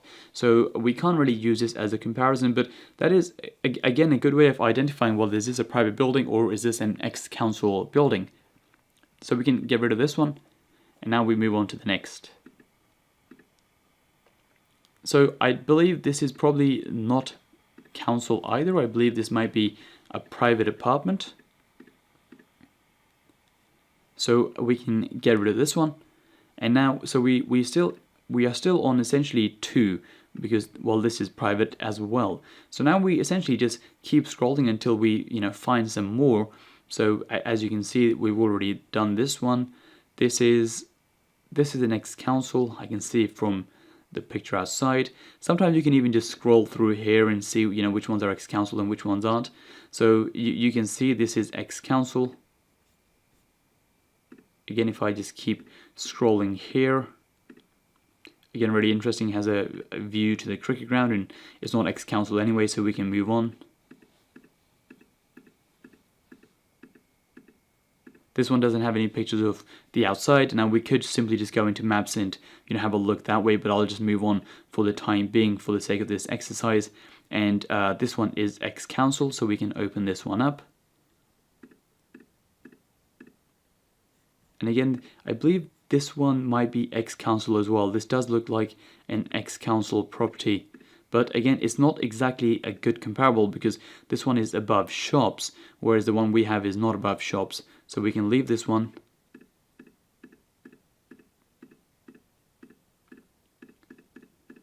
This one I believe is most likely private. It looks kind of like private just from those pictures alone. Let's have a look at this one here. Okay, so this is an ex-council property. So let's open this one up here. So we have this as an ex-council property. We have this one. We have, I believe, this one. Let me just confirm. Yep, this is ex-council. And finally, I believe this one was also ex-council. And I believe we have one more maybe. Yep, we also have this property here. So what I'm going to do now, we've essentially found 5 council properties that we need in the area. So I'm essentially going to take all of these details and put them into the deal analyzer. So essentially we have 5 properties, 5 rent comparables within the, within the area, within a quarter of a mile of our property. So I'll quickly just take these details now and put them into the deal analyzer. So essentially I've taken these 5 comparables and I've put the deals, I've put essentially the rent comparables into the deal analyzer system. So now what we have is we have 5 comparables. I've included all of them, and we have the rents, we have the conditions, we have the building type and how close they are to the property, and also the link. Now we can see that the average property is being rented for £1,559. The average condition is, well, around 5 out of 10. Now by the time we turn this property into a 2-bedroom property, this is going to be brand new, so essentially it's going to be 10 out of 10 condition, but currently the rent is about $1,559 for something which is on average about 5 out of 10. So I think we should be able to get anywhere between $1,650 to maybe even $1,700 for the fact that, well, we have a 2-bedroom property, but it's also brand new rather than something which is in very, very bad condition. So we'll put in $1,650. That seems about right, just as, just slightly more than what is currently on the market, but we have a property which is 10 out of 10, is brand new, so we should be able to charge a premium rent based on the fact that, well, it's a brand new property. So what we have now is we have the rent of the property, but now we need to know, well, if we turn this into a 2-bedroom property, what is that property worth? So this is where we need to start looking at the sold comparables. And so again, if we have a 1-bedroom property, we're turning into a 2-bedroom property, we need to know, well, what is that 2-bedroom property worth? And similarly, if you were looking at a 2-bedroom house, well, how much is a 3-bedroom house going to be worth? So again, we do a similar exercise, but using a different tool. So we go onto this and again, take the postcode. Now, once we've taken the postcode, we can close all of this. We don't need these anymore, but we do need a tool called mouse price. So now you go into mouse price, and the first thing we need to do is make an account with mouse price, and we need a pro account, which I believe might be about £10 a month or £15 a month. And once you go into your account, click visit mouse price pro, which you can see down here. And then under pro services, click comps search list. Now here you need to enter the postcode, click search, and when you do that, you get all the comparables of all the properties which have sold in this area, starting from the closest to things which are slightly further away. So as you can see, our property was in the building Grace House, and you see all these properties which are also in Grace House which have sold. But some of these properties sold recently, some sold a few years ago. Now, when we look at properties to convert, and when we're looking to add value and then refinance later on or even sell, how the properties are generally valued is by, you have a mortgage surveyor or, a risk surveyor, someone who's going to value the property. They want to look at properties which are similar, which have sold within the last 6 months and have sold within a half-a-mile radius. So that is essentially what we're going to be working with as well. But again, the closer you can get in terms of the proximity, the better. So what we'll do is under bedrooms, we'll select 2 bedrooms only because we're turning our property into a 2-bedroom. So we want to know, well, what a 2-bedroom property is worth. And that's already eliminated quite a few properties. Property type, we're looking at a flat. The date of sale, we want the last 6 months, ideally. And if we can't find anything in the last 6 months, we can slightly branch out and increase to the last 1 year. But ideally, we want to be within the last 6 months because that's how mortgage companies, look at comparables. And the distance, again, similarly to Rightmove, we want to start as close as possible, and then we can, branch further and further out based on what we find. So we'll go within the supplied postcode. So again, very, very similar to before, within the supplied postcode, we find nothing. So we then increase to a 1/4 mile radius. Now, with a 1/4 mile radius, we essentially find one property. And what we need to do now is we need to say, well, is this a council property? Is this a private property? And does this make for a good comparable? So you can open this up in a new tab. And once you have this property, the first thing we need to know, well, is this private or is this ex-council? So what you can do is you can take this address here, you can take the full address, copy it, go into Google and paste this to Google. Now, there's a few ways of doing this. The first one is if you look at images, generally you can see, well, the type of building based on the images. Now, this is called Loughborough Street, Violet House, and it might be hard to see this is not exactly the same property because this is Bramham House. So again, there's no pictures. Okay, so we can leave this one. We can go to all. The next way of doing this is sometimes you have the Zoopla link as the first link when you input the property address. And if you click onto the Zoopla link and scroll all the way down, sometimes you have pictures of that particular property. Now in this case, there are no pictures available. So we found nothing on Google, we found nothing on Zoopla. The next thing we can do is go back into mouse price and scroll down onto the map. And so this is where the property is. We can zoom in on the map. So we know this is the property we're looking at here. But what we can do is we can click this button here which says bird's eye view or even aerial view. But if we click bird's eye, we can see, well, this is actually this building here.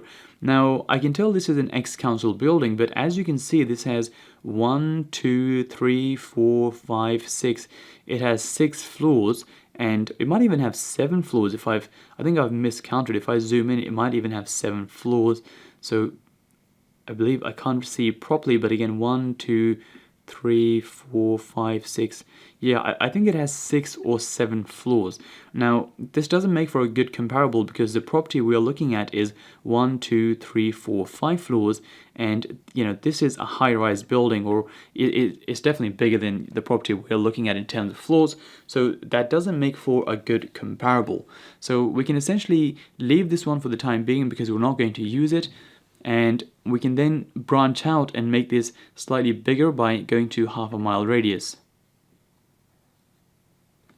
Now, when we look at 1/2 mile, essentially we're doing the same thing, which is we're looking at, well, which of these make a good comparable. Now, we've already looked at this one, and this one is essentially a council, but it's a high-rise council, so this doesn't really work.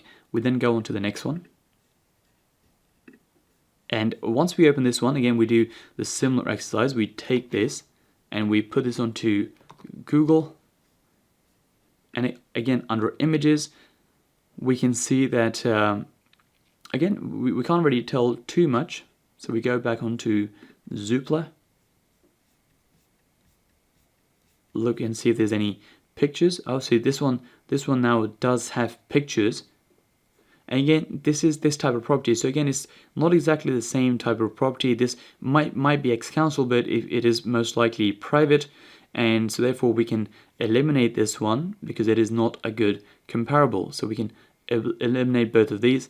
And then we simply just, move on to the next one, the next one, the next one. Now, what you might find is that you might essentially go through all of these and you might not find a lot of comparables. In that case, what you need to do is increase this from the last 6 months to the last 1 year. And again, we'll start the same way, which is first we'll look at within the supplied postcode.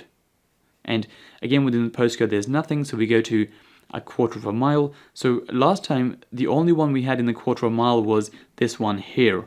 But now we have, you know, 2 more to potentially look at. So, and by the way, I didn't go through all of the properties just for the sake of this exercise, but essentially what you would do is within the last 6 months, you would first go through all of them and, you know, to see, well, can you actually get 5 comparables or not? And if you can't get 5 comparables, only then would you increase to the last 1 year. But just to speed up the exercise, I've increased this to the last 1 year. So now let's look at this property here. Again, I can take this, or again, I can simply scroll down, go on to maps and views, see that the property is here, do the bird's eye view. And again, so this is pretty much exactly the same type of building we're looking at. So we're looking at 1, 2, 3, 4, 5 floor building. And this is exactly the same, which is, look, it's got 1, 2, 3, 4, and 5 floors. So this makes for a good comparable. So we take this property, the first thing we need to know is, well, what was the price it was sold for? And if you go back here, you can see that the sold price is £400,000, and it was sold on November 19, so November 2019. So I take this here, 400,000. The date sold was November 2019. The building type is ex-council. Okay, so the next thing, if I go back here, the next thing we need to know is, well, what size was the property? And to work out the size of the property, sometimes it will tell you the size here, but what I find is that this is not always accurate. So what you can do is click this button here which says check EPC. I'll open this up, and you need the postcode of this exact building. So you copy the postcode, go to EPC, click accept terms, and you enter the postcode here, click search reports, and the one we were looking at was flat 12. So we find flat 12, which is here. Click show reports, and then click the one in English unless you know how to speak Welsh or read Welsh even.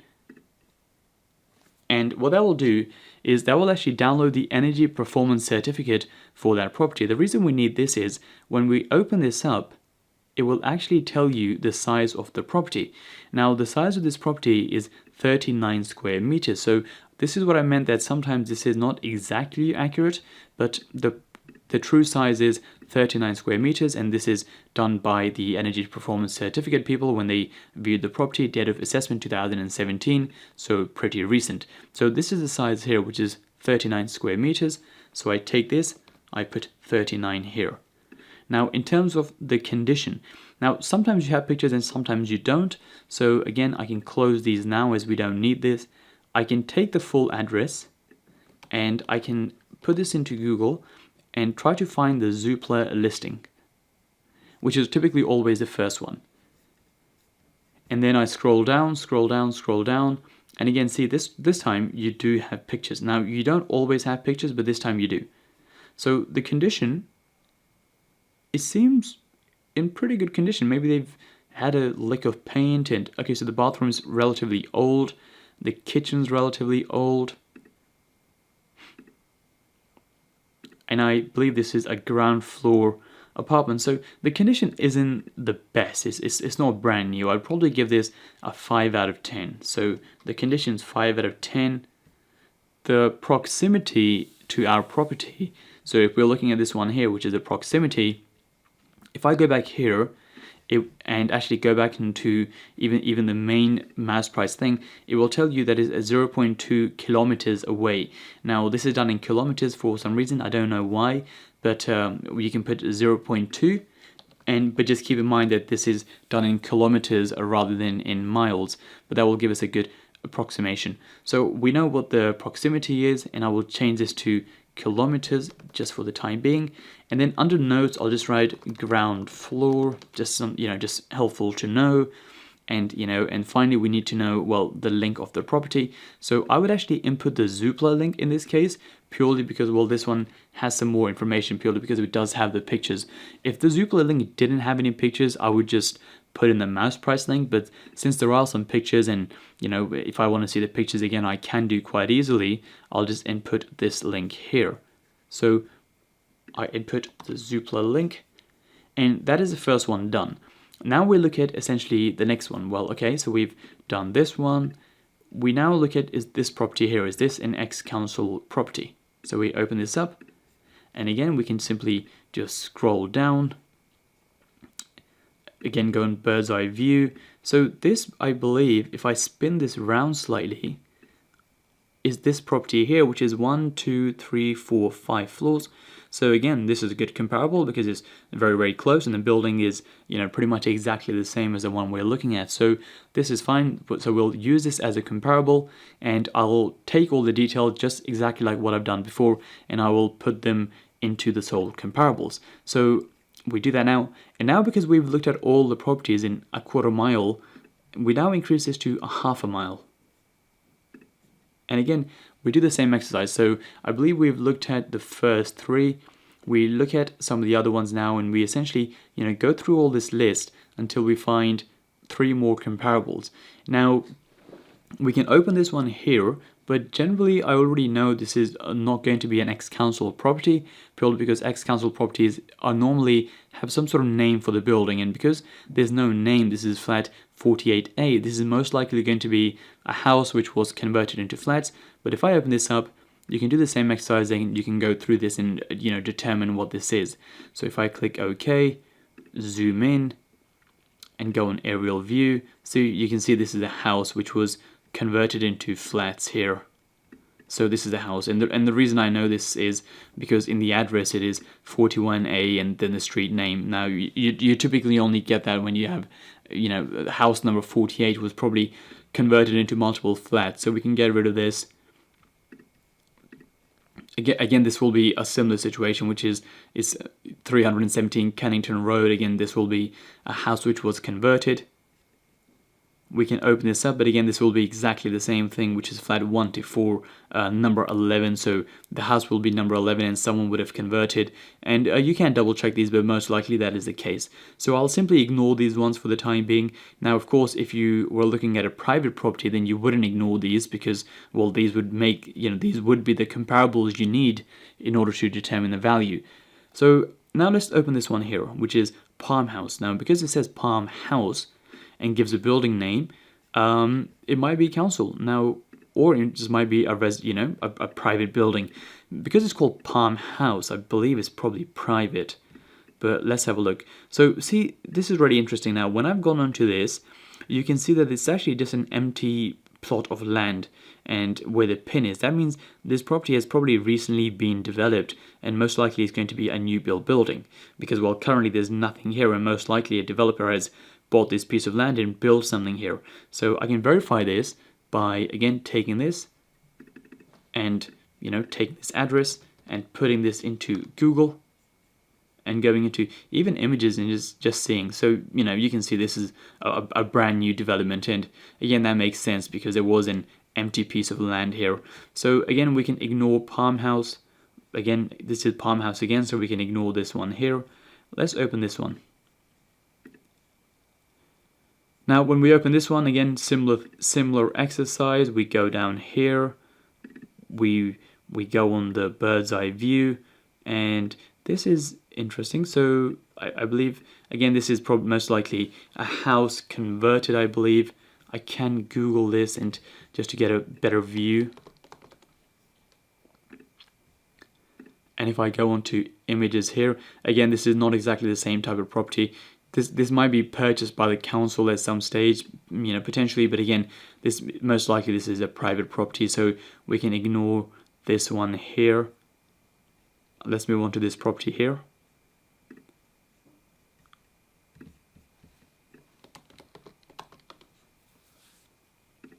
So if I go into images, and okay, maybe we've looked at this one before since it's already come up. Ah, okay, so we have looked at this one before. So this is the one we looked at earlier. So again, we can ignore this. This is the same building as the other one. This is most likely to be you know, private again. Let's open this one up here. Number 29.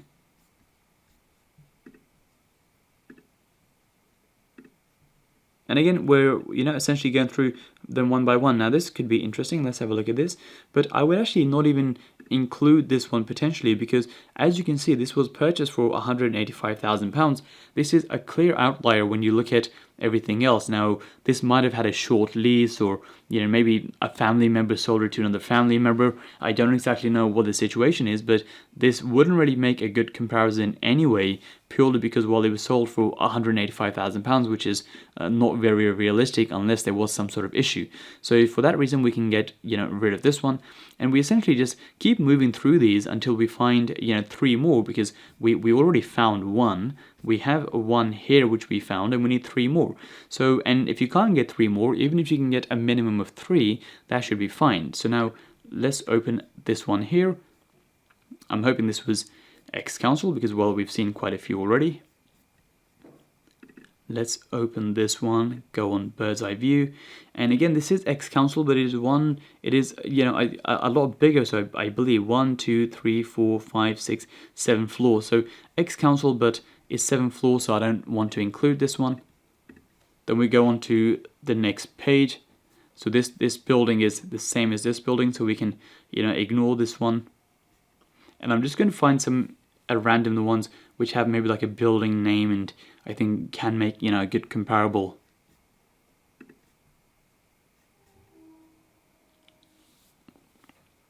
So these all seem to be houses which have been converted, or private buildings, purely because, well, they're so expensive essentially.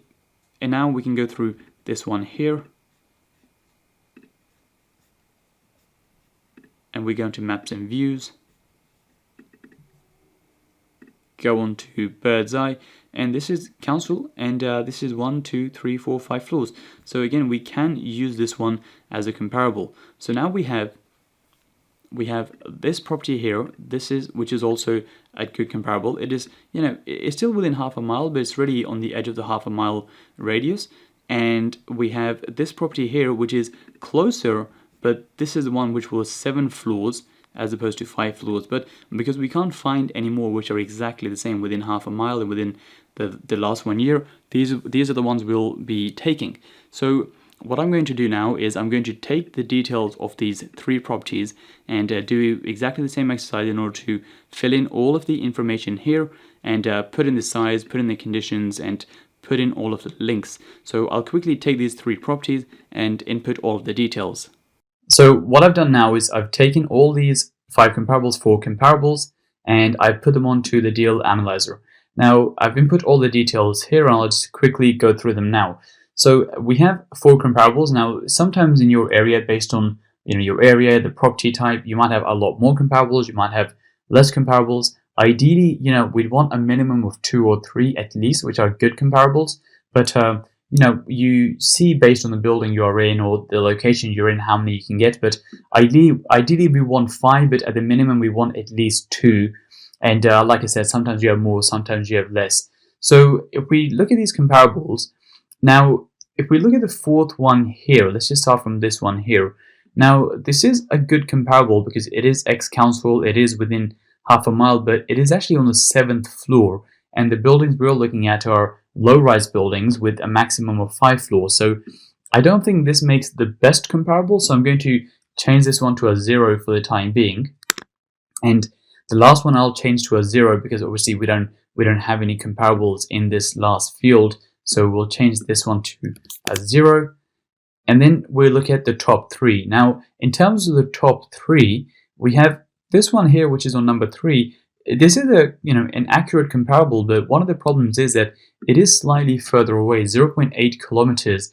That is literally on the edge of the half a mile radius. So we can include this, but I personally think the first 2 comparables are possibly the best comparables, purely because they're exactly the same types of building, and they're also very, very close. Now, they're 0.2 and 0.3 kilometers away, and essentially, if we were looking in miles, that's about 0.1 or 0.15 miles away. So that is a pretty good comparable. So if I was to eliminate this one as well and only look at the top 2, I think I get a better picture of, well, what this property should be worth, because, well, these 2 are exactly the same types of buildings, and these buildings are also very, very close. Now, if we look at the first comparable, it is on for 400,000. Well, sorry, it was sold for 400,000, and the size it sold for was 39, which makes the pound per square foot £10,000. Now, in a very stark contrast, if you look at the one below, pretty much the same price, considerably bigger compared to the other one, but in terms of the condition, it was in much worse condition. So this just proves that it is not just about size alone. A lot of people think, well, prices are based on pound per square foot, and that's pretty much everything.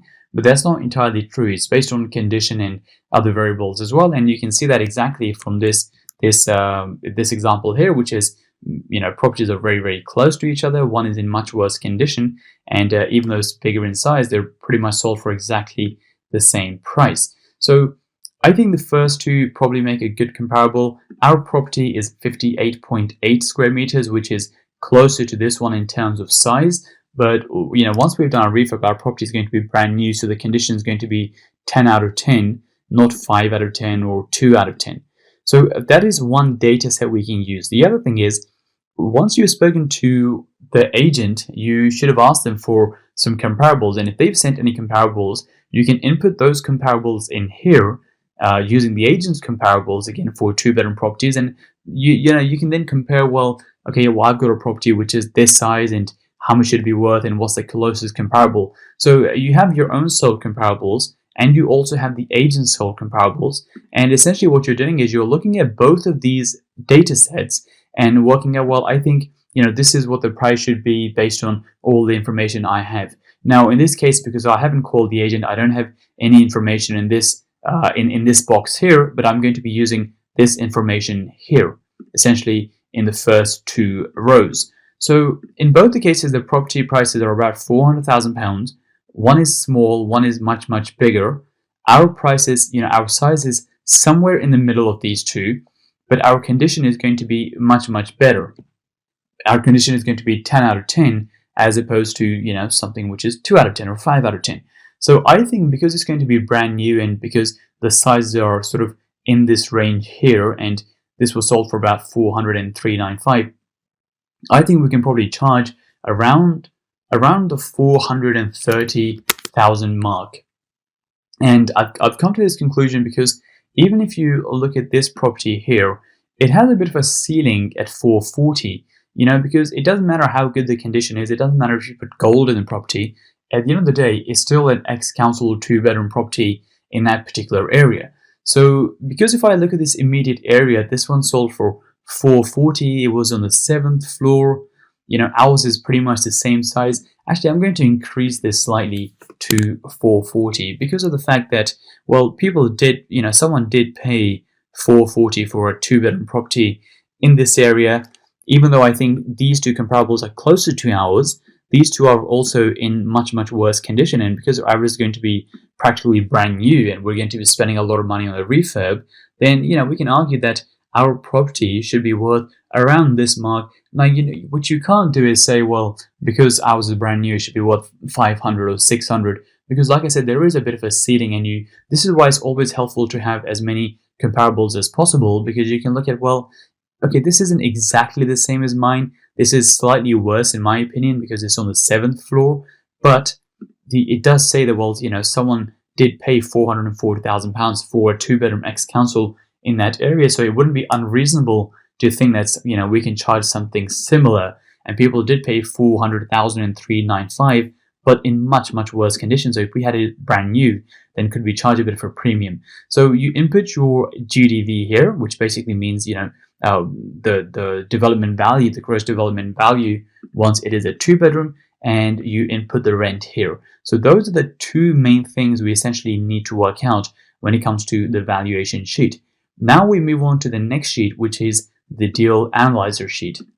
And just so you can see the key here, the key means, the blue means that we have to input this figure, and the yellow means that these numbers have been input based on the valuation sheet, which is this sheet here. So since we put in 1650 and 440, 1650 and 440 are already plugged in, as well as the asking price 330, since we input this here. So if you want to change these three numbers, you will have to change them in the valuation sheet in their relevant boxes, and that will automatically adjust here for you as well.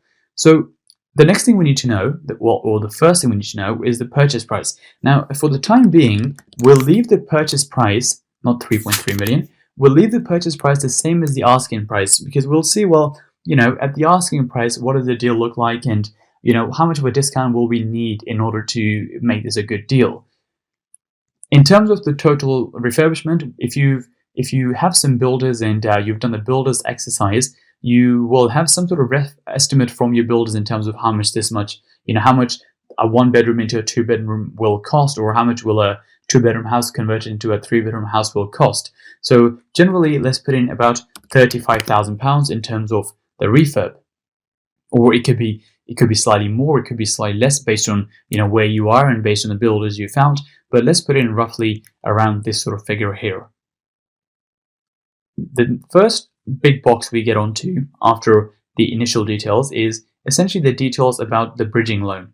So again, the first thing it asks is the lender and the product. So you put in the lender's name and the product's name, and then you put in the loan to value, the gross loan to value of the bridge. Now, typically you can get a 75% loan to value bridge, which is the gross loan. And again, all of this is covered more in the finance section. So if you want to review the finance section to get a better understanding of this, then watch that and then maybe come back onto this section.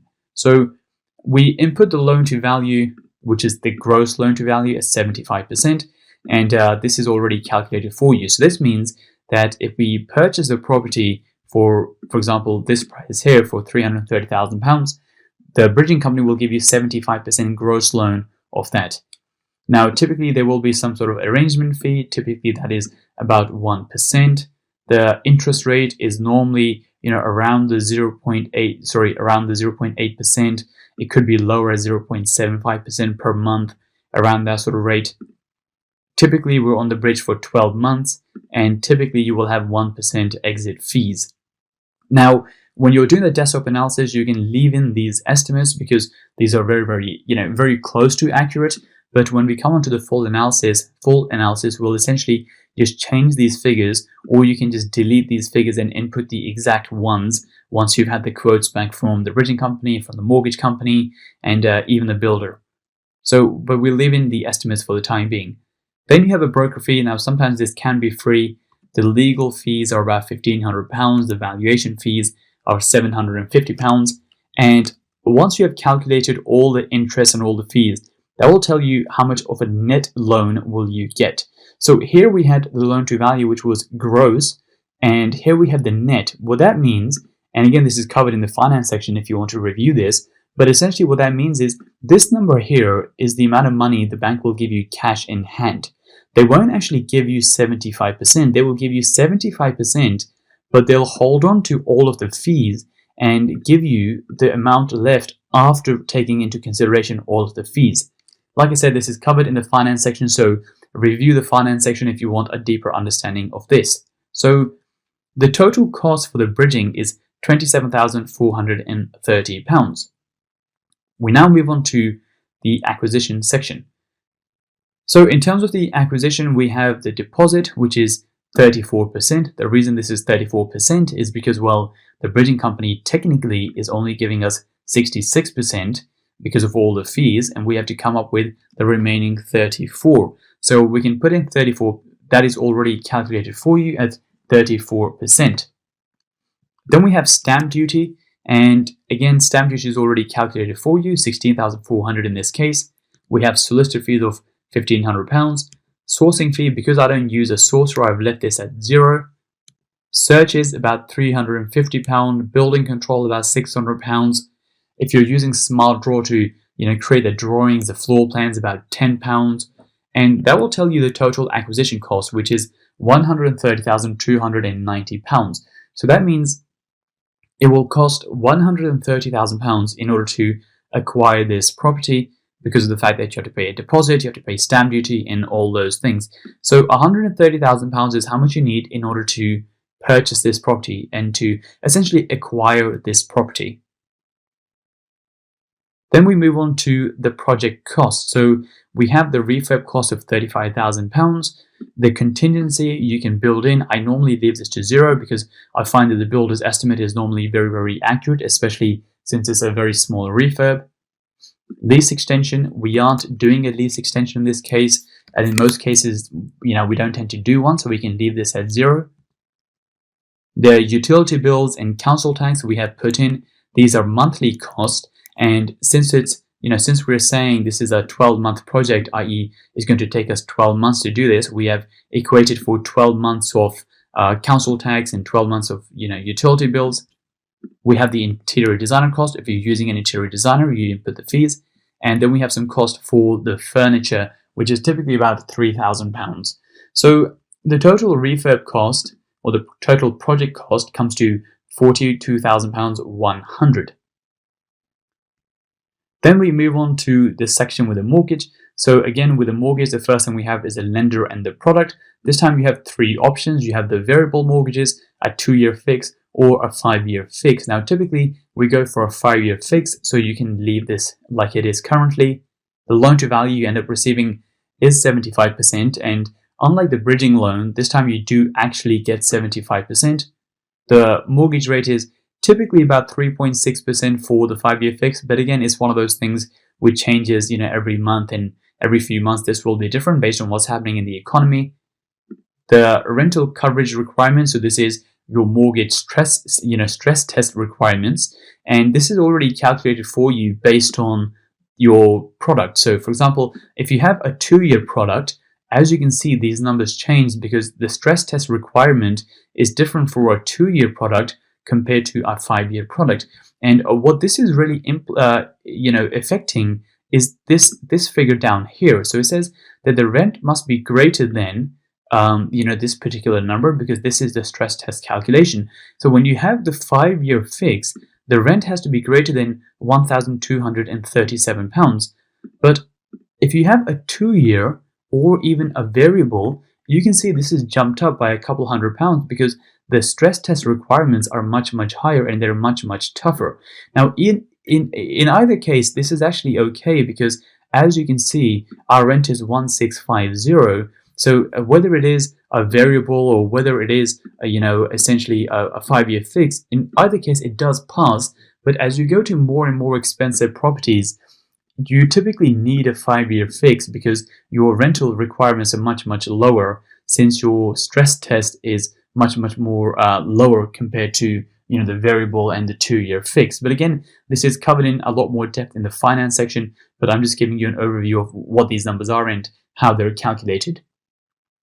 Then you have the arrangement fee, which is typically 2%, but which is 6,600 in this case. But this is not money you have to pay upfront. This is sort of built into this loan of 75%. So even though you have this, you don't typically have to pay this money, cash in hand. This is simply built in part of your loan. Then you have the valuation fee, which typically can be free. You have the broker fee, which might be around £800. And you also sometimes have a legal fee. This can be free, or it can be, £1,000, £1,500.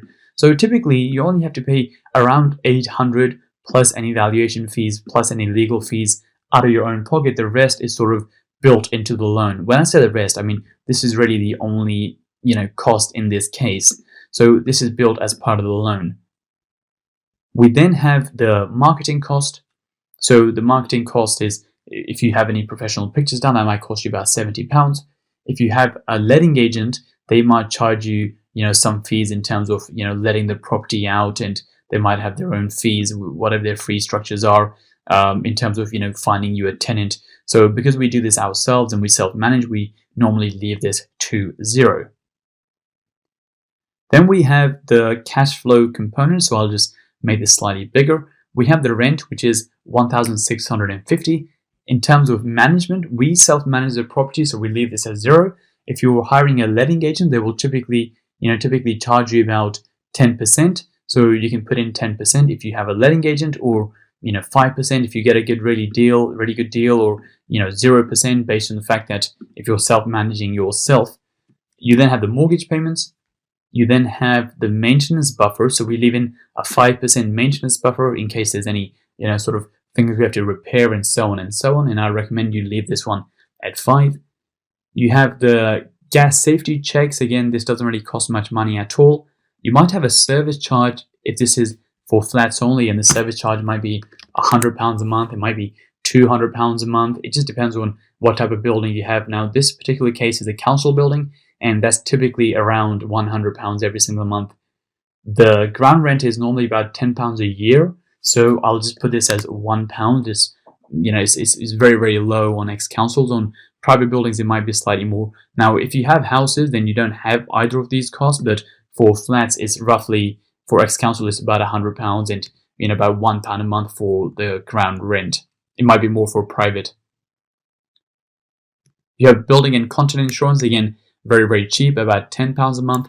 And for voids essentially means, well, how long is the property empty every single year? So maybe you have a tenant and the tenant moves in and then they move out and now you're looking for a new tenant. There might be about half a month which goes by the time they leave and you sort of fix some maintenance issues and market your property and get a new tenant in there. So that is essentially what the void period means, i.e. how long is the property empty for, because you're not going to be getting rent for that period.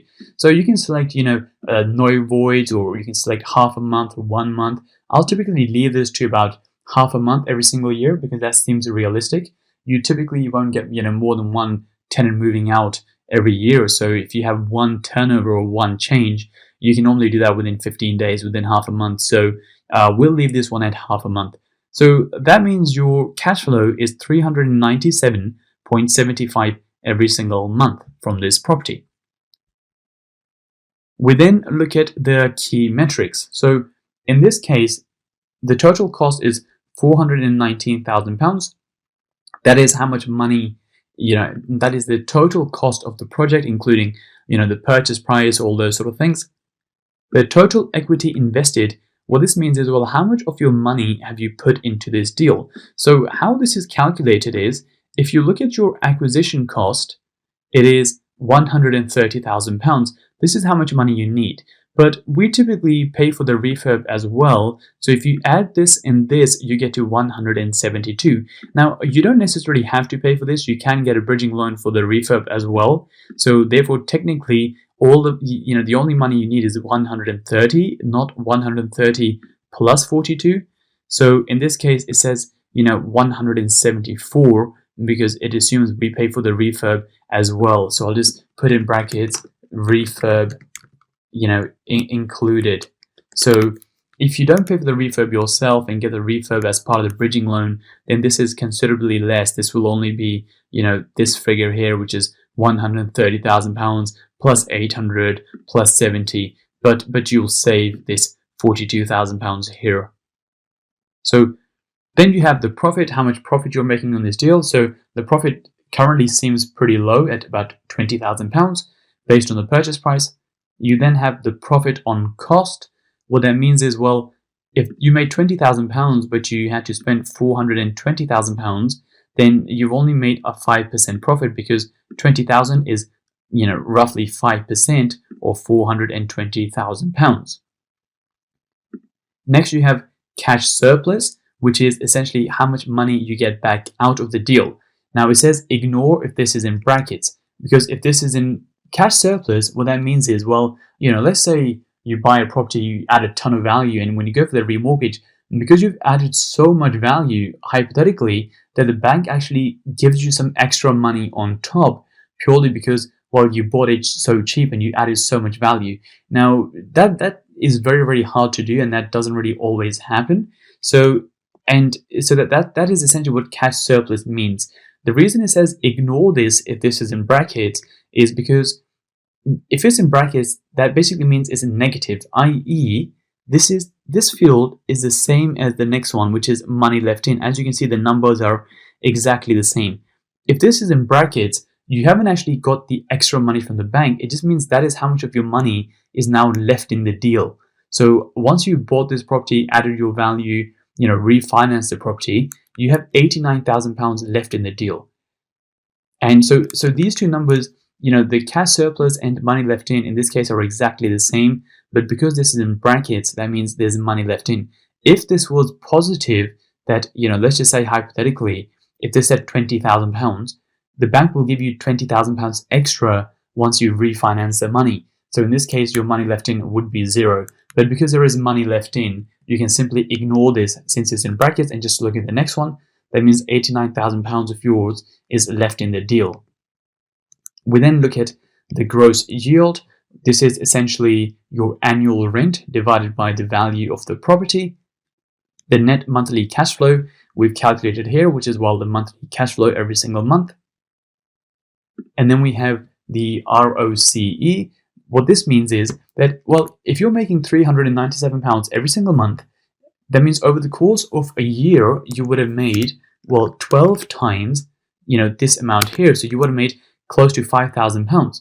So if you make £5,000 every year, but you had to invest £90,000 in order to make £5,000, that is a return of 5.3% every single year. So that is your ROCE.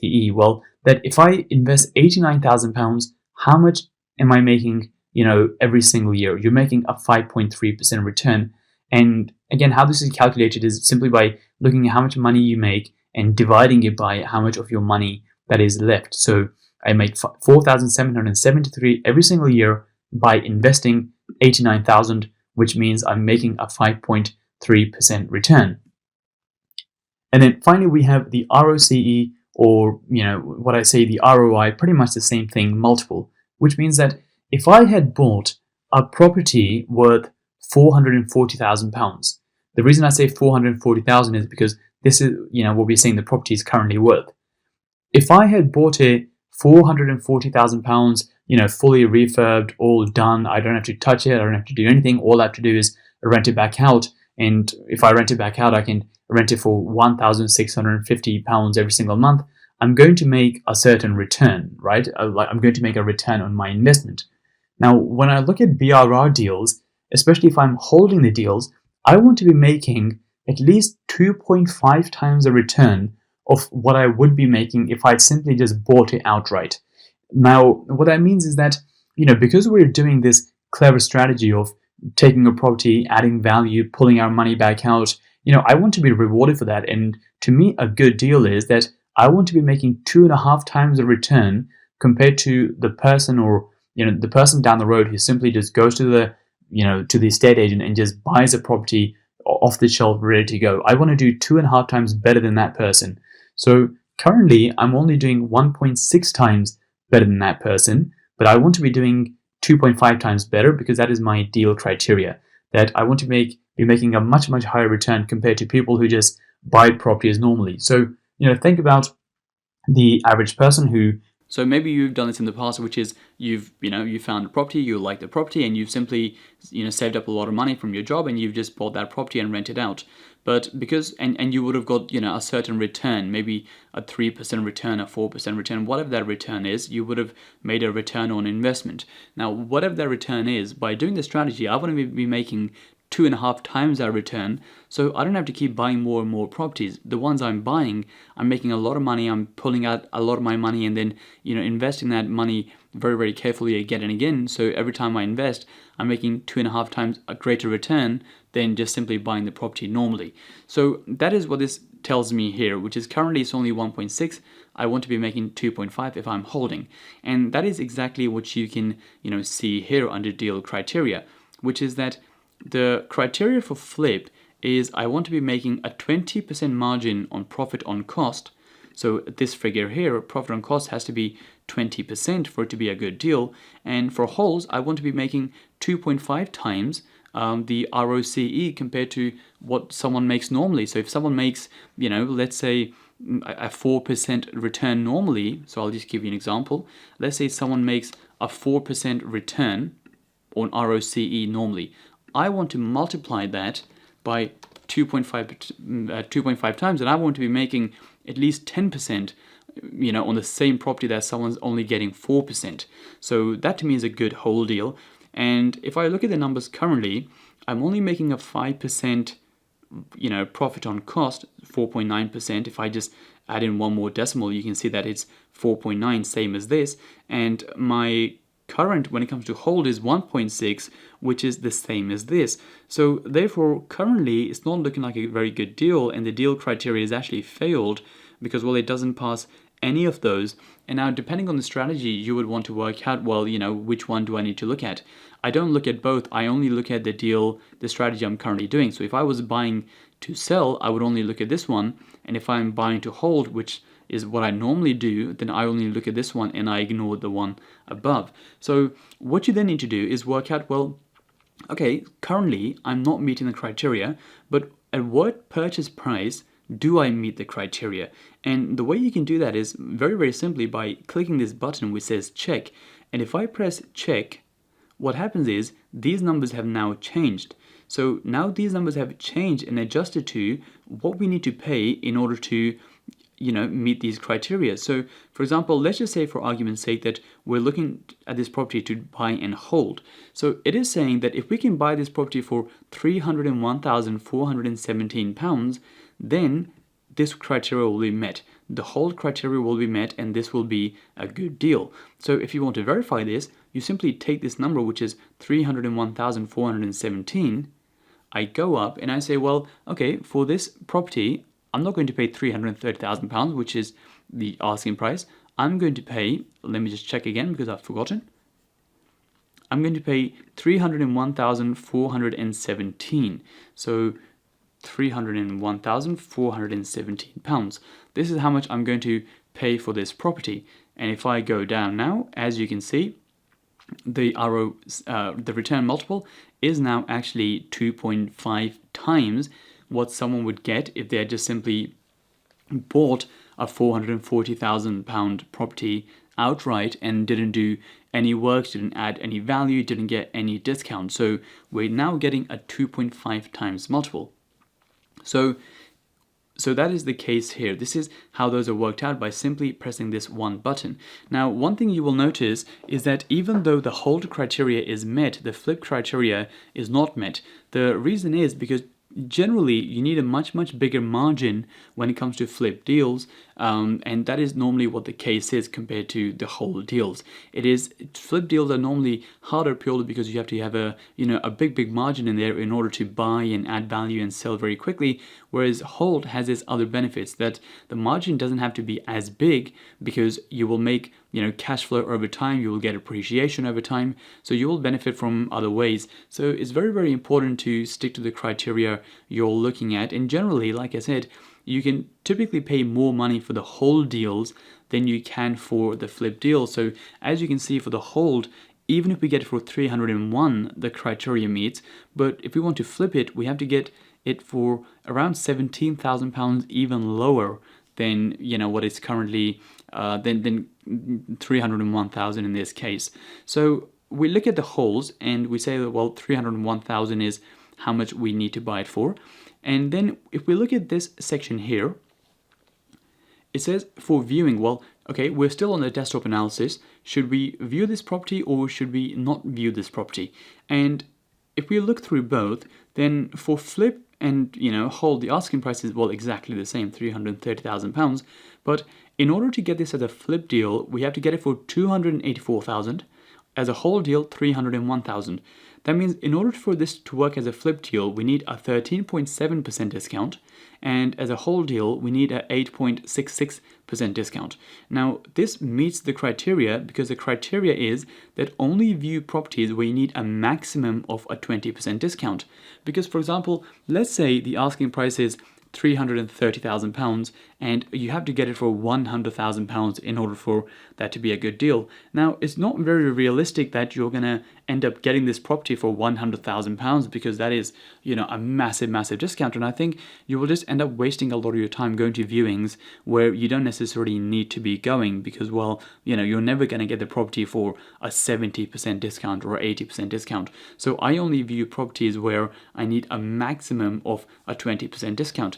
And as you can see, for hold deals, you generally need a lower discount than you do for flip deals. And this also helps because it makes that, because you need a lower discount for it to be a good deal, that means you're more likely to get those deals. Whereas generally, the bigger the discount you need, you end up losing a lot more deals. So even though you're holding, There's no reason you can't, have this as a discount and offer 284 as your final price. There's no reason you can't do that, but it just means that because you're offering a bigger discount, because you want a bigger discount, it just means that you'll be less likely to get that particular deal. Now, if you view enough and you offer enough, I'm sure one will come through, but generally, the lower the discount you need and you still have a good deal, the more likely you are to get it. And of course, that's pretty common knowledge, whatever you're selling, that if someone asks for a low discount, it's more likely they will get those deals. So I would personally advise you to, stay with the numbers and the discounts of the strategy you're looking at, but that's not to say that you can't just offer, even though you're holding and you want it for 300, you could say, well, I'm not going to pay any more than 284. That's completely fine, and you can do that. It just means that you'll have to view more, offer more in order to finally get one through. But again, there's nothing wrong with that. But if you were using the criteria and abiding by the criteria, this is what you need to do. This is essentially what you need to purchase it for. Now, in this stage, we'll look at, well, okay, if we want to purchase the property at £301,000, well, what should we offer? And now, what I say is typically we want to offer 10% lower than the purchasing price. The reason that is if we're holding, we want it for 301, but if I offer 301 as the first offer, then it is going to, if it gets rejected, I then have to increase this offer. But if I start from 10% lower, which is at 271, it gives me a bit of a margin to work my way up to 301 and slowly keep increasing my offers. Whereas if I start from this right at the start, I don't really have anywhere to go. So that is another thing to note, by the way, which is that you might say, well, I want to pay maximum of 284, but you don't necessarily start from there. You would have to start from 256. So again, this is why I say, stick to the numbers of that particular strategy, because you're going to start from somewhere lower anyway. And if they accept 271 as your first offer, then even better. But we then look at the offer and we have to start from 271. But in terms of negotiation, and I'm just going to use the hold example, we know we have to start from 271, which is the starting offer, and we know we want to end at 301. We don't want to pay any more than 301 because that helps meet our criteria, and that is the final offer. So we have the first offer, the starting offer, and we have the final offer. How do you come up with the offers in the middle? Now, what a lot of people do is they keep increasing their offers in the same increments. So what that means is, now let's say you offer 271 and they say no. You then say, okay, well, I'll offer 281. Let me just put this into pounds. So you say, I'll offer 281,000. And they say no. Then you say, okay, I'll offer 291,000, and they say no. Then you say, okay, well, they know the next one is going to be 301,000, because all you're doing is you're increasing 10,000 every single time. And what that subconsciously says is that this person is going to keep increasing offers by 10,000 every single time. And that's not something you want to do. What you want to do is you want to increase your offers by smaller and smaller amounts every single time. So if I have the starting offer, which is £271,000, the next one I'll show you here, if I do the difference between the two, is, okay, you've increased the offer by £15,000. But next time, I don't want to increase by 15,000. I want to increase by less than 15,000. So if I look at the difference between these two, the next offer is 9,000 more. And then the next offer, the final offer, if I do the difference, is only 6,000 more.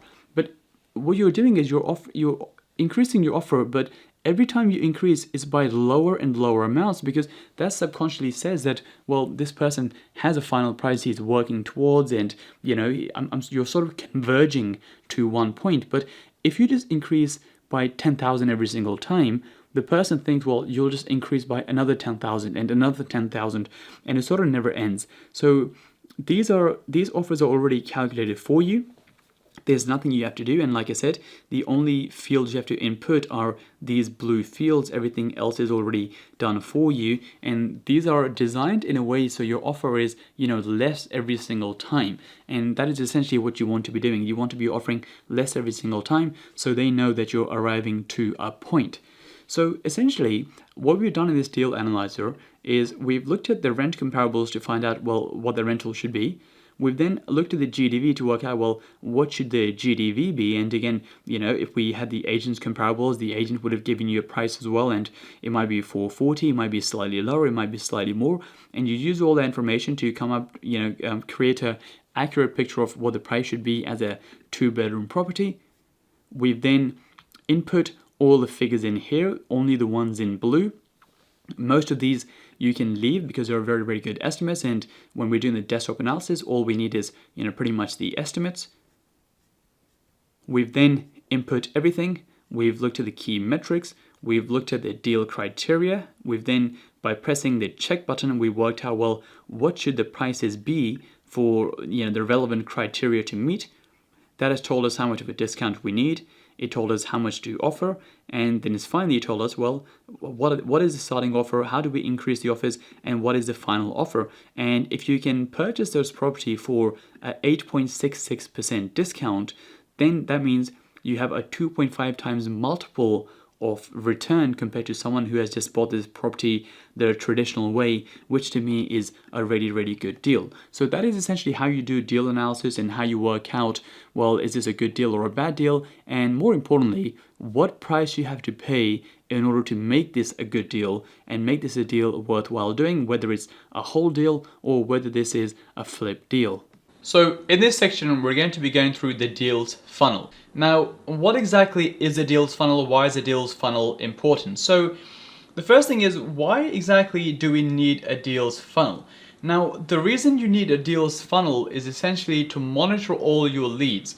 Now, what a deals funnel basically means is that, well, deals are your deals, and a funnel is essentially a way of keeping all your deals in one place. So imagine a funnel like this, or a funnel that you use for cooking or something, that every time you have a funnel and you put in a new lead, a new deal, you are essentially trying to pop out the ones which work and eliminate all the ones which essentially do not work. So that is what a deals funnel is, which is essentially having all your deals in one place, so you can monitor which stage they're at, which ones I've seen, which ones I haven't seen yet.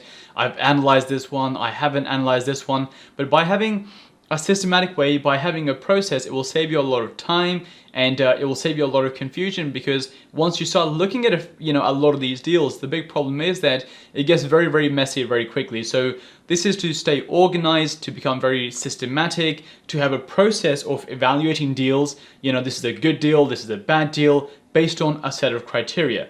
So that is why you need a deals funnel. The second thing is, when it comes to a deals funnel, the purpose of the funnel is to reject deals, not qualify deals. What that means is that whenever you put a lead into this funnel, you've got this funnel and you put a property in, your aim is not to make that deal work. Your aim is to very, very quickly work out a reason as to why it doesn't work. The reason you do that is because, some things you can do very, very quickly in order to identify, is this going to work or is this not going to work? So for example, one of the criteria we have is avoid concrete buildings, or, make sure the kitchen has a window, because if you're going to turn the kitchen into a bedroom, it has to have a window. Now, I can work that out in about 5 seconds, that, if it's a concrete structure, then it's not going to work for me, and that deal now goes out of my funnel. I don't want to do any more analysis. But if you spend 5-6 hours doing, all the research, all the numbers, all the comparables, and then you realize, well, hold on a sec, there's no window in the kitchen, that doesn't work. Then you've just wasted 5 hours on that one particular deal, which was never going to work. Now, if you're looking at 10, 20, 30 deals a week, then, you can't spend 5 hours on every single deal because it's too much time. So the aim is to very, very quickly identify the reasons it wouldn't work, eliminate all the rubbish ones, and then once we're down to the last few, then we try to see, which one has potential, which one doesn't. But by very, very quickly eliminating the ones which are never going to work, you will save a ton of time. But if you don't eliminate them and you spend hours and hours on every single one trying to make it work, and then realize, the size isn't big enough or something, or one of the things which you could have identified very quickly, you will waste a lot of time. So these are the stages of the deals funnel, and the stages are sort of designed in a way so you can eliminate deals as quickly as possible and get down to essentially the gold, essentially the good deals, without burning a lot of your time. So if we look at the first stage is when a new lead comes in. Now, this lead might come from different sources, and we'll go through all of these stages in a lot more detail in a second. But a new deal comes in, and that takes no time. Essentially, I put 1 minute. Then you do the criteria check. So the building criteria, the location criteria, the property criteria, does the layout work? And again, that might take you 1 minute. Now, if all of those things pass, we then call the seller. This might be the landlord, this might be the estate agent, this could be anyone. We call the seller to get some more details about the property. Now, if that is all okay, if it passes that stage, that might take 10 minutes. If it passes that stage, we do a desktop analysis. This is essentially where we analyze the deal without seeing it at that stage. We do the desktop analysis, i.e. we analyze as much as we can using our computer without going to have to see it. Because if you go and see the property and then realize, well, I could have figured this out online, this was never going to work, then you wasted a lot of time going and seeing the property. If you live, let's say, half an hour away from the property, you have to get ready, you have to drive there, park, see it, come back, and that might take a lot of your time. So we do the desktop analysis, which could take about 60 minutes. If that passes, we do the property viewing, which could again take 60 minutes. We then do the full analysis, which could take about 60 minutes as well. And by the way, I say 60 minutes for a lot of these, but as you get better and as you improve, of course that time will come down because you'll just get faster at doing this. Whereas when you're doing this at the start, it will take you a bit longer because you're not exactly used to all the steps. Even with property viewing, if you're doing viewings and you did 5 at the same time, it won't take you 1 hour because the travel time's the same. Once you're in the area, it might take you half an hour to get to the area. But if you view 10 in one day, then of course you've saved a lot of time that way. But this is just to give you some sort of rough indication of how long it could, possibly take, especially when you're starting out. So we then do the full analysis, and if it passes the full analysis, we then make an offer on the property. We start the negotiation process. That doesn't take very long. I've put about 5 minutes. It might be a few phone calls here and there, but that process generally is not very long. And hopefully by the end of it, we have an offer accepted. But if we look at some of the early stages, doing the criteria check, and there's about 3-4 criteria, and calling the seller, that will take you about 10 minutes, about 5 minutes. And very, very quickly, within about 10 minutes, you've already, from your funnel, you've already eliminated a lot of deals which can never work. And then you're only doing a deeper dive on the stuff which has potential. So that is the aim of the funnel, which is, it is not necessarily to qualify stuff. It's there designed to get rid of the rubbish leads as fast as possible so you're not burning a lot of your time on the ones which have no potential. Now, what we're going to do now is go through step by step in detail all of the stages and what is required in the stages, what you have to do in those stages in order to make these deals work. In this video, I'm going to be showing you how you can build your own deals funnel. Now, the reason we need a deals funnel is because, well, imagine you're looking at 10 different deals and you're looking at all these deals, but you can't remember which one you've seen, which one you haven't seen, which one you're about to make an offer on, or which one had an issue with the viewing, and so on and so on. Because when you're looking at multiple deals at the same time, what essentially ends up happening is that the whole thing turns into a bit of a mess unless you're, very, very organized.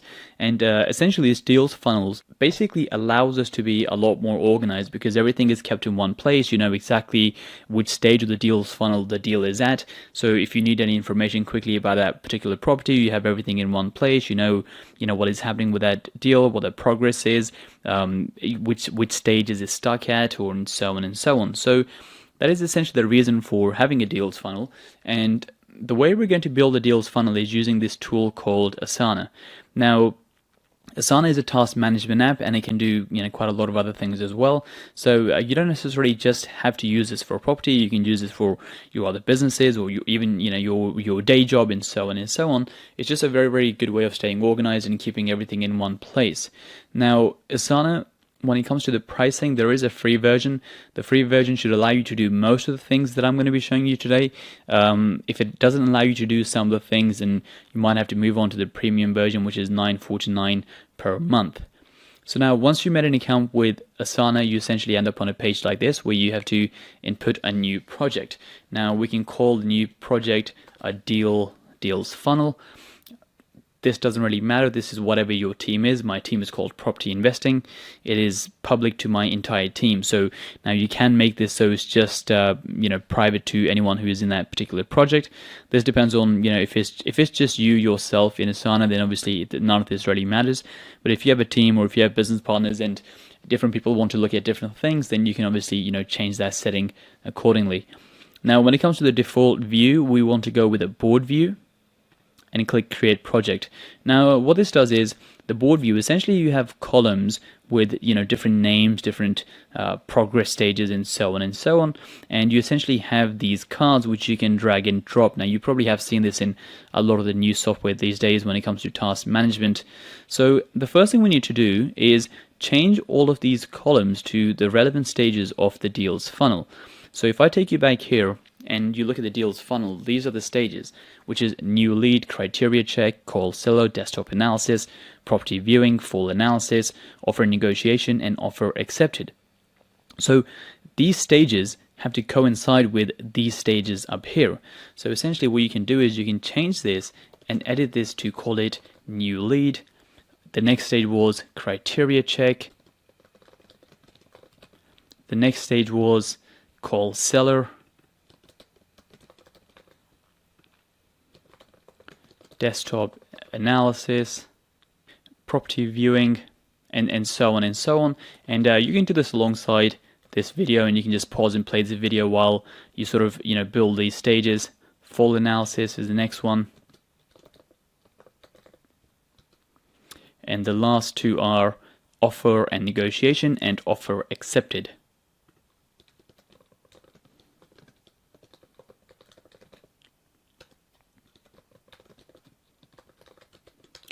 So now what we've done is we essentially have all of the stages. So this card will represent the property.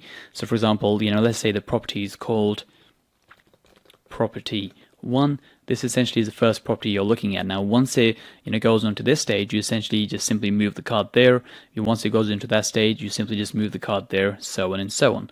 So that there is pretty simple in terms of these are the stages and these are the properties within that particular stage. So now you know all of the properties you're looking at entirely, but you also know that which property is at which stage, so you can very quickly look, well, how many properties have I made an offer on, how many properties am I still analyzing, and so on and so on. So now that's good for doing that stage, but what we still have missing is the fact that, well, the property currently only has an assignee field and a due date, and that's pretty much it. So what you want to do is you want to add some more details here to customize this for whatever you're looking to do. So you can press this button here which says customize, and then these are some of the current fields. Now you can use an assignee if you want, you can use a due date if you want, but what you need to do is you need to add some more fields. Now these fields, they have to also coincide with essentially the deals funnel stages. So if I go back onto here, when it comes to the new lead, these were some of the criteria. There's nothing really you need to add for the new lead per se. But if we move on to the criteria stage, we have 4 different criteria: the type of property, the type of building, the location criteria, and the property criteria itself. So if we take, for example, the type of property, what we want to do is when we go onto Asana, the first field is called type of property, and we can have different types of fields. We can have drop down menus, we can have text, and we can have number. Now in this one, since we only have 2 types of properties, we can call it private and ex-council and click create field. So what happens now is when I open property 1, as you can see, there is this new field here which says the type of property, and if I select, I can now select, well, was this a private property or was this an ex-council property? So whichever one you select, it essentially tags it for you. Now in a similar way, we then look at the next criteria. The next one was the type of building. So we've already set the types of criteria that certain buildings are good and certain buildings are not as good. So if we go back to customize, go back to add field, we can call it building criteria, and we can call it past or failed. And these are the criteria we've already previously set. So again, if you go onto here and you look at the building criteria, if it's failed, then that essentially means that this is a deal you shouldn't be looking at because this criteria has failed. Now, every time, throughout any stage of this deals funnel where you think, well, this property does no longer work, you simply click mark complete. And once you complete that task, what will happen is generally the filter will be set to incomplete tasks. You want to set your filters to incomplete tasks because that will only show you the properties which you're currently working on.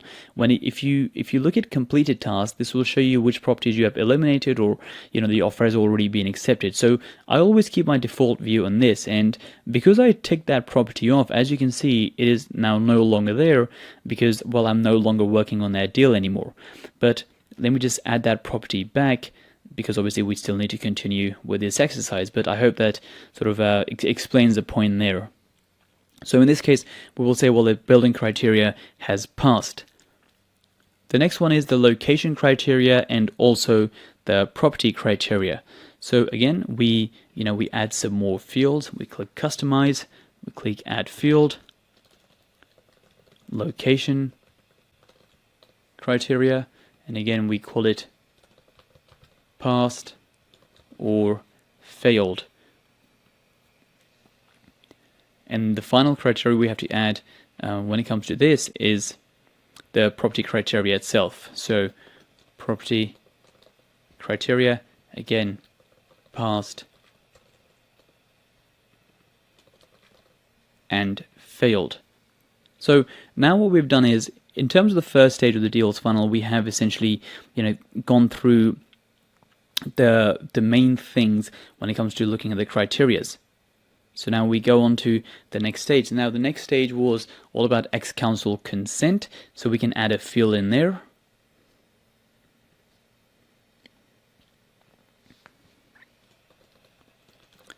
Now, of course, this only applies if the property is ex-council. If it's not ex-council, then it doesn't matter.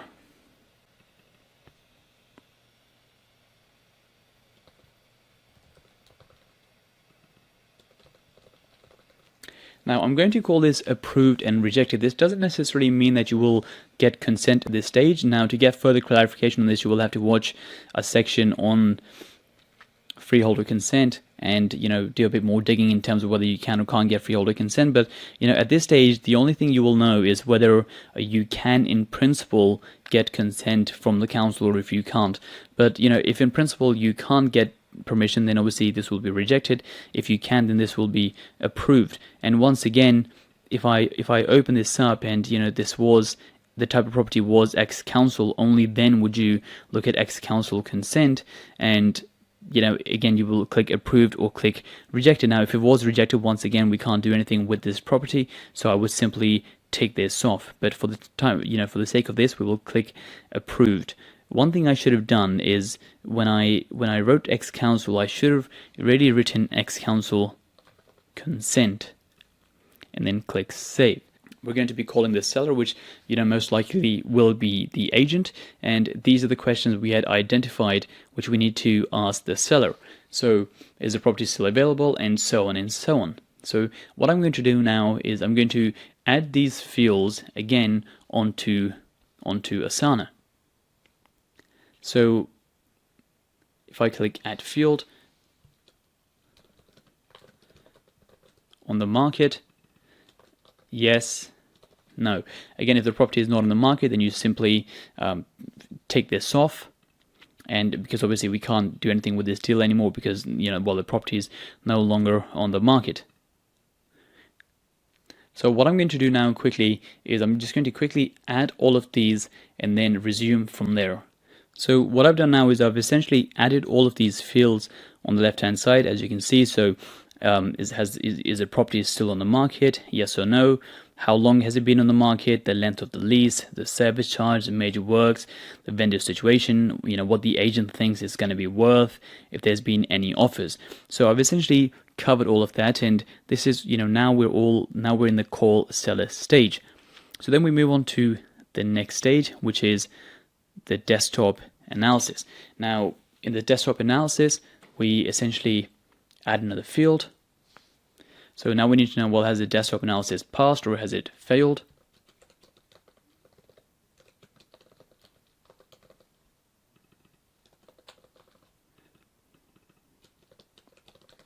So, we will have a criteria for a deal. If those criteria is passed, then we essentially, click passed. And if those criteria fail, meaning, well, this is not a good deal for us, then we simply click failed. And, once again, once we get to that stage, we simply select, well, has it passed or has it failed? And we continue to move this at the next stage. The next part of the funnel is the property viewing stage.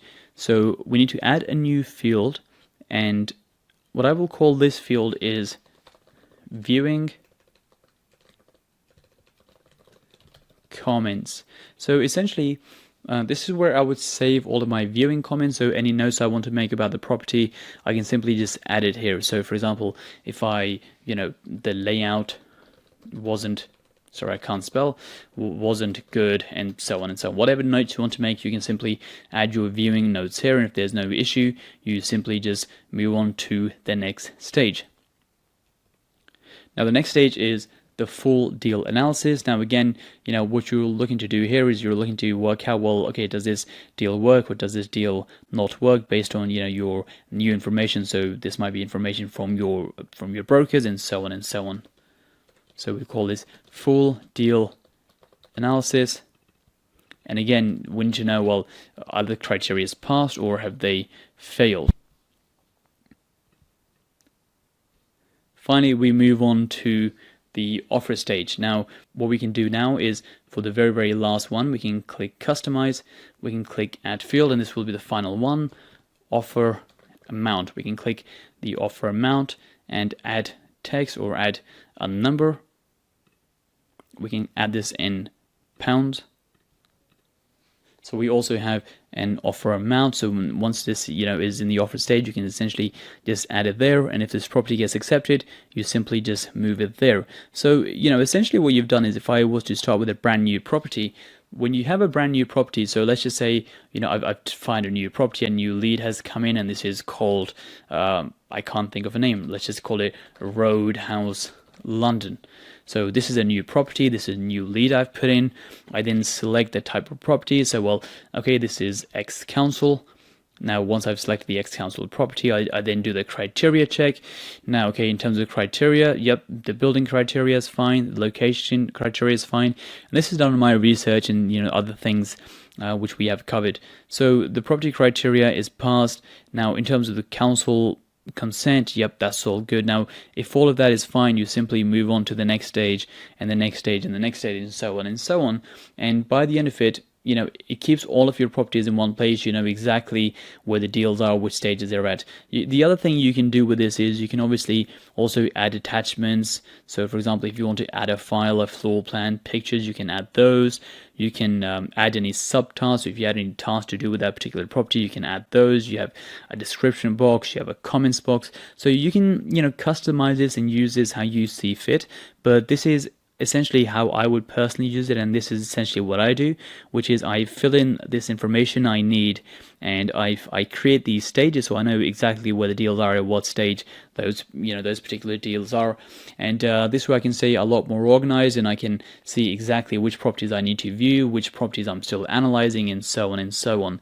So that is how you build a deals funnel on Asana, how you keep everything in one place, and how you just be a lot more efficient when it comes to finding a deal which essentially works.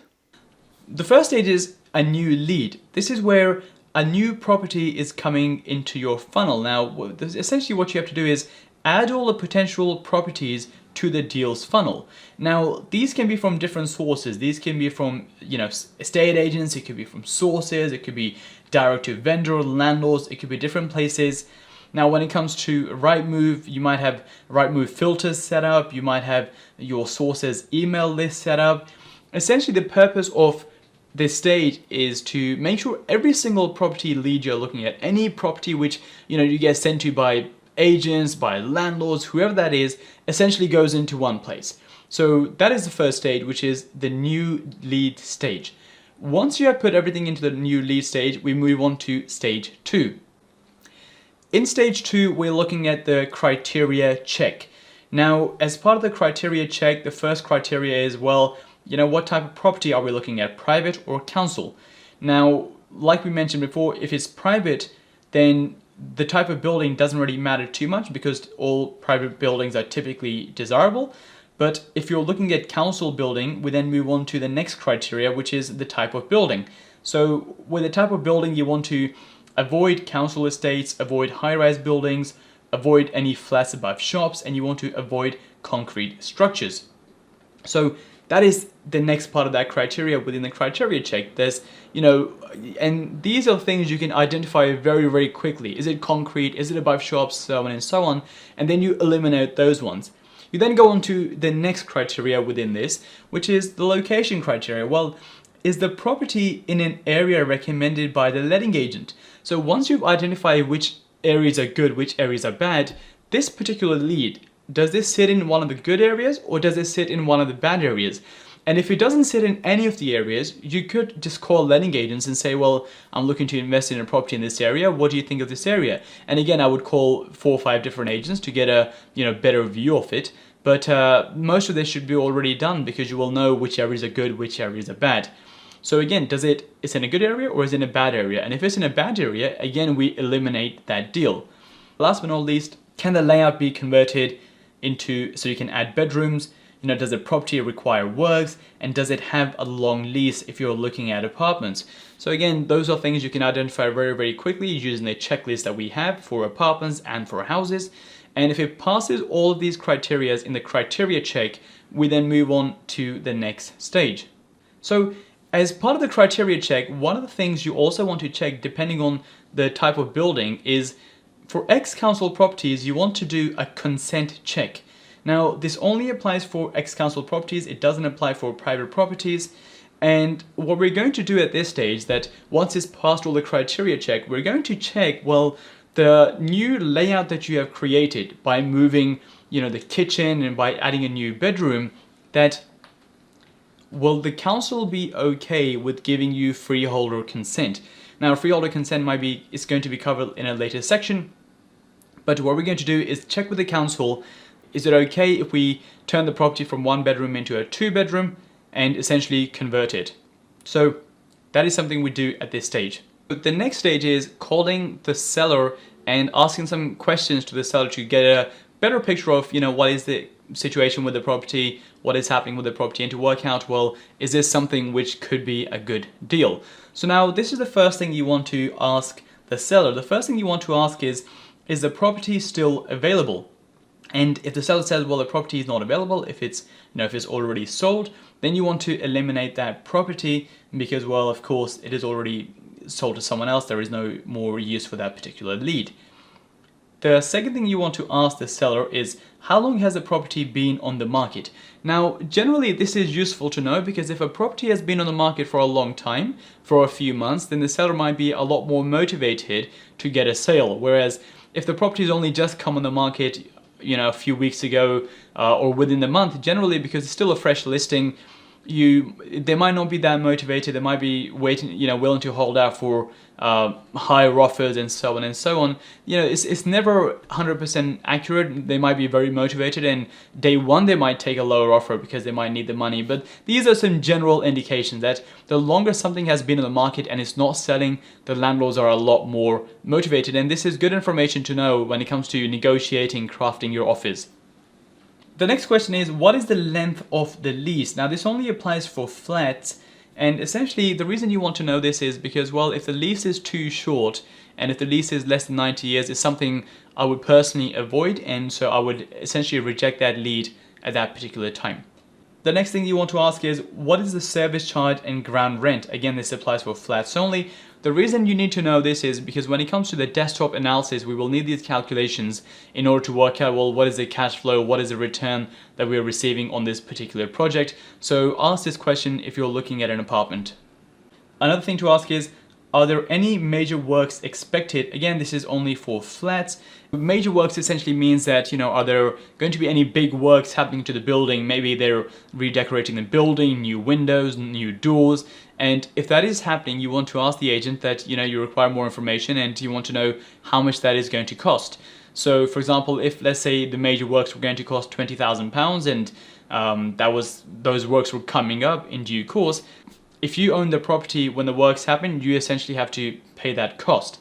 So therefore, if you know if works have already been announced and you know they're coming up and they're cost £20,000, that is money you can potentially negotiate off the purchase price. So rather than you paying £20,000, you negotiate that within your discount. So again, very, very important to know if there is anything major which is going to happen to the building, in the near future, or if anything has already been announced.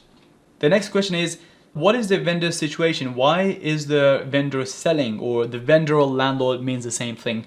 Why are they selling? Again, this could be useful information when it comes to negotiation. If someone is leaving the country, they want to leave and they want a quick sale. And again, this is a win-win, because if they need a quick sale and you can sort of give them a quick sale by moving very quickly, by arranging bridging finance, they get the benefit of a quick sale and you get the benefit of a slightly lower price. So it's a win-win for both people. And again, it's just helpful to know that early on in terms of, well, what is the complete picture, what is happening here. So when it comes to negotiation, it's something you can put on the table. Another thing to ask is, what would it be worth if I added a bedroom? So for example, if you're looking at 1-bedroom properties, you want to ask, well, how much would it be worth if it's 2 bedrooms? Or if you're looking at a 2-bedroom house, you want to ask, well, how much is it going to be worth if it's a 3-bedroom property? And when they give you an estimation, you want to say, can you send me some comparables? Can you send me something which has been, which has been on the market recently, which has sold on the market recently, which is similar to what they're saying. So now let's say you are looking at a 1-bedroom property for £100,000. They say, well, yeah, I think if you turn this into a 2-bedroom, I think it'll be worth 150. You want to say, well, can you send me some examples of £150,000 2-bedroom flats which have sold on the market recently so I can compare? Very, very important to have this information early on from the agent, so you know exactly what the price points are going to be when you turn from a 1-bedroom into a 2-bedroom property. The next thing you want to ask is, have there been any offers on the property? Now, the reason you want to know this is because if there hasn't been any offers on the property, again, the landlord might be a bit more motivated because, well, no one's offering, it's been on the market for a while. So again, all this is doing is just painting a better picture for you in order to work out what's a good deal and what's a bad deal. So yeah, just ask, has there been any offers? They're not going to tell you what the offers were, but they will give you an indication of if there has been any offers or if there hasn't been any offers. And finally, the one thing to note is that you do not want to be booking a viewing at this stage. At this stage, all you want to do is get this information. Again, ask for the comparable. So if they, when you've said, what do you think this will be worth as a 2-bedroom or a 3-bedroom based on your project, ask for some comparables. Say, well, okay, can you send me some comparables so I can have a look, do a bit more research, and then I'll get back to you. You don't want to book a viewing at this stage because we first want to do the desktop analysis, and if the desktop analysis works out and it shows that, well, there potentially could be a deal, only then should you be viewing. So just ask for those details and say you'll get back to them once you've had a deeper look at the property. Now, this is a top tip when it comes to getting discounts on properties. Now, based on the call with the seller, you can normally assess if you're able to get a discount on the property. And generally, you can get a discount if the property is vacant, it's probate. Probate means someone has passed away, and maybe their family or their kids are selling their property, and they're going to realize a lot of money anyway from the sale because, well, the parent who passed away, the property might be mortgage free, or it's just extra money they're going to receive, or if the property has been repossessed by the bank. Now, again, a discount is more likely if it's been on the market for a long time, there hasn't been any offers, and if there's also been consistent price drops or any price drops as shown by the property log tool. Now, it is harder to get a discount if the property currently has a tenant, it's only recently been on the market, or if the property is owner occupied. What that means is that the landlord is actually living in the property himself and he might not be that desperate to move, or since it's not an investment property. But now, these are just general rules. Keep in mind that it is never a complete picture and no two situations are exactly the same. So this is not a foolproof way of getting discounts or not getting discounts, because someone could have had a property on the market for 1 day and they might be desperate for a sale, or someone could have had the property on for 2 years and they might not be that fast at all. So, but these are just general indications that if this is the case, then you generally can get a discount, and if it's that case, then generally it makes it much harder to get a discount. So just keep those things in mind when it comes to negotiating. So in this stage, we now move on to the desktop analysis. Now, with the desktop analysis, we are essentially looking at the valuations methodology when we're doing the desktop analysis. And what that means is that what we want to do is we want to look at, well, if we buy this property and add a bedroom, by doing a valuation, well, how much is that property going to be worth with the additional bedroom? And the way we do that is by looking at comparables. Well, that means, similar properties. So if you take a 1-bedroom property and you turn it into a 2-bedroom property, what you want to know is, well, if I look in the market for similar 2-bedroom properties, or properties which have recently sold which are 2-bedroom, well, how much are they priced at? How much do they sell at? Or how much are they renting at? So that is essentially what we're doing with the desktop analysis, which is we don't have to go to see a property. We can do all of this research using, Google and all the other tools that we're going to be going through. And essentially we're working out, well, what is the property going to be worth if we add another room? Now, using this methodology, we're calculating the final value, which is the GDV, which stands for the gross development value, i.e., well, if we're taking a 1-bedroom property and turning it into a 2-bed or 2-bed house into a 3-bed house, well, what is that going to be worth by the end of it? And so by looking at similar properties, we're arriving at the GDV, and that is something we do at the desktop analysis stage. Next, we are estimating the cost. So we're estimating the finance cost, the refurb cost, and the legals cost. So we're getting an estimate of all these costs in order to determine, well, is this on paper a good deal or if it's a bad deal? Now keep in mind that desktop analysis is something, once you get the hang of it, you can do very quickly, and the estimates normally remain roughly the same. Now all of this is going to be covered in the deal analysis section where we actually go through a live deal.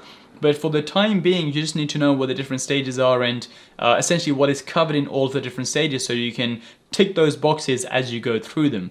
So that's something we do at the desktop analysis stage, which is we look at the estimates rather than the exact figures, because we don't want to spend too much time. We don't want to get in touch with the brokers and builders and solicitors to work out the exact cost, because that will take a lot of time. For the time being, we can just estimate what the costs are, which will give us a very good idea. Well, is this even close to being a deal, or am I just wasting my time contacting brokers on deals which are, never going to work? We also look at the rent and the interest coverage ratio.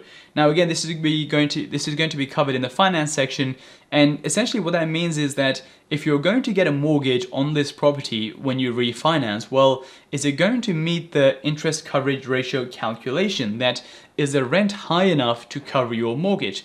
Again, that is something we can do at this stage, and if it fails that check, then we can essentially eliminate that deal at this particular stage, because there's no point viewing something if the deal is never going to stack on paper. And finally, once we have done the desktop analysis, we are only booking in viewings based on a 20% variance, and this is going to be calculated by the deal analyzer for you. What that means is that essentially, let's say you're looking at a property which is on the market for £100,000. Now, if it's on for £100,000 and your deal analysis, your desktop analysis says, well, if you buy for £80,000, then it's a great deal, the criteria works, everything works, then because it's on for 100, a 20% difference means anywhere from 80,000 to 120,000. So it is on for 100, 20% down is 80, 20% up is 120. You want to be within that range when it comes to viewing stuff. So to give you an example, let's say you have to buy it for £80,000, £100,000 property to make it work. Now that's okay, because you might be able to get a £20,000 discount. You're still within that 20% range, so that should be okay. But let's say a property is on for £100,000 and your deal analysis says, well, you have to buy it for £40,000 to make it work. Now, if it's on for 100 and you have to buy it for 40, that margin is so big that it's a 60, that's a 60% discount. It's very unlikely you're going to pull off a 60% discount.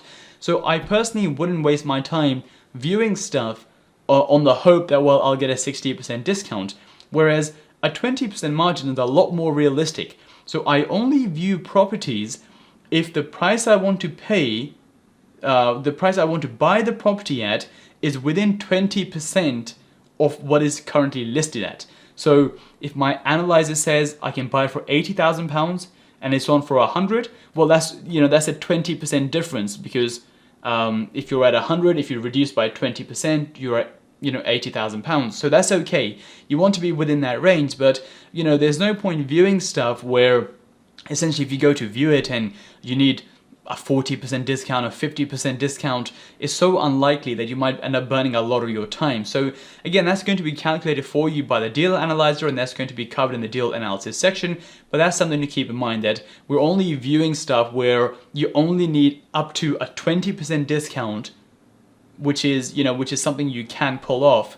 And beyond that, I think the chances of a deal going through is a bit unlikely. You could view it, but I think most of the time you would end up wasting a lot of your time. And if you want to have a streamlined process whereby you're not wasting a lot of your time on stuff which is never going to work, I would stick within that range, which is only view stuff where you need a maximum of a 20%. Now, at the viewing stage, there are a few different things to do. The first one is you have to look at the condition of the building. So you have to look, well, are there any structural issues? So for example, does the building have any, very, very obvious cracks on the front, on the sides? Is a property leaning? Sometimes the building isn't exactly straight. It's not exactly, like the Leaning Tower of Pisa, but sometimes you do get properties where the floor is slightly uneven and is very, very noticeable. And again, there is clearly some sort of issue with the land, or some sort of issue, or if there's massive cracks outside, again, the building is in bad condition. And it might be structural issues, it might even be cleanliness issues. For example, if you walk into a building and the maintenance is really bad, it's very dirty, it doesn't look nice, again, that is going to have an effect, because if you rent that property out, you buy it, you might convert it, you might add rooms. When it comes to renting the property out, it might be hard to rent out because people might not want to rent in a building which is very, very, not maintained well, essentially. So two main things to look out for. Are there any issues with the building structurally? And that will be very, very obvious, because when you're looking at an apartment building or even a house, it's very most of the time it's obvious to see if there's any big issues, and most of the time it's not. It's generally a very small percentage of cases have some sort of big structural issue. And the second one is, well, the cleanliness of the building. This typically applies more for flats and apartments as opposed to houses, because with the house you're going to clean it anyway. But because there's communal areas in the apartments which you have no control over, it's something you want to have a look at. The second thing you want to do is you want to make sure that you check the layout, is as per the floor plans. Because sometimes the floor plans don't show you odd cupboards and pillars and these random things in corners which might mean that you can't actually convert from a 1-bedroom into a 2-bedroom, or a 2-bedroom house into a 3-bedroom house, because the floor plan didn't show you these tiny things. So you just want to make sure that the property is exactly as it shows in the floor plans, and when it comes to converting, it should be easy. Because sometimes you have these built-in cupboards and so on which you can't take out, but because they're eating into the room, it might make it hard to convert. Again, it doesn't happen all the time, but it does happen sometimes, so it's something to be aware of. The next thing you want to do is, this is for flats only, that you want to ask the seller, does the property have communal heating? If the property has communal heating, what that means is that the central heating system for the entire building runs off one big system. What that means is it becomes very, very hard to replace radiators or move the positioning of radiators. Now, this generally is not going to be too much of an issue, even if you keep the radiators where you are, but it's something useful to know at that particular stage, which is, well, do we have the options to move radiators, or do we not have the option to move radiators? It's very, very hard if it's a communal heating system, because everything is connected to one place, and it can become very expensive if you want to move radiators to different rooms. But it's not going to kill a deal, but it's just something useful to know if you're, when you are viewing a property.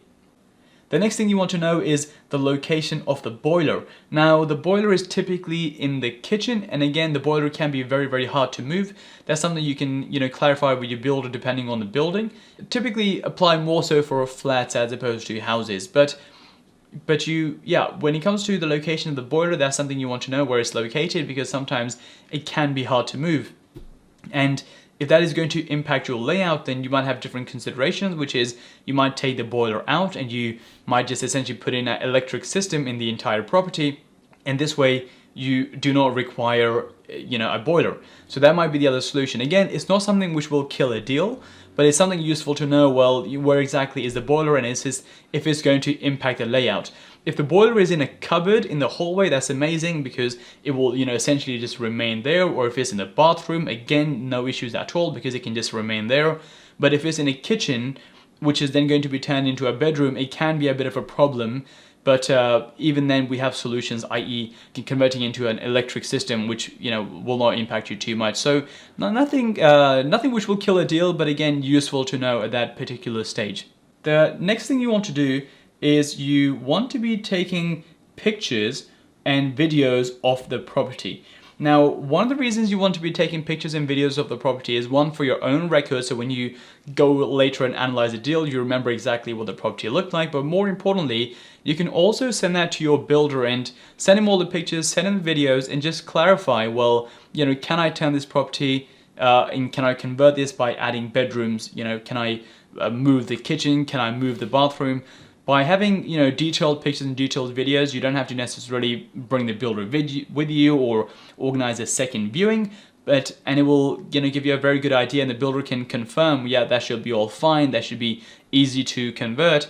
And by looking at pictures and videos, they can also give you a rough cost estimate, which is very, very helpful when it comes to analyzing your deal. So take plenty of videos, take plenty of pictures to make sure you've seen the whole property and gotten clarity over roughly what it's going to cost, and second, that should there be any issues in converting this property. Now, finally, if this is a private property and this is a private apartment, private flat, then you also need to do the freeholder consent stage, and you need to have a look at the freeholder consent and just verify that, well, are there going to be any issues in order to convert this property and add bedrooms.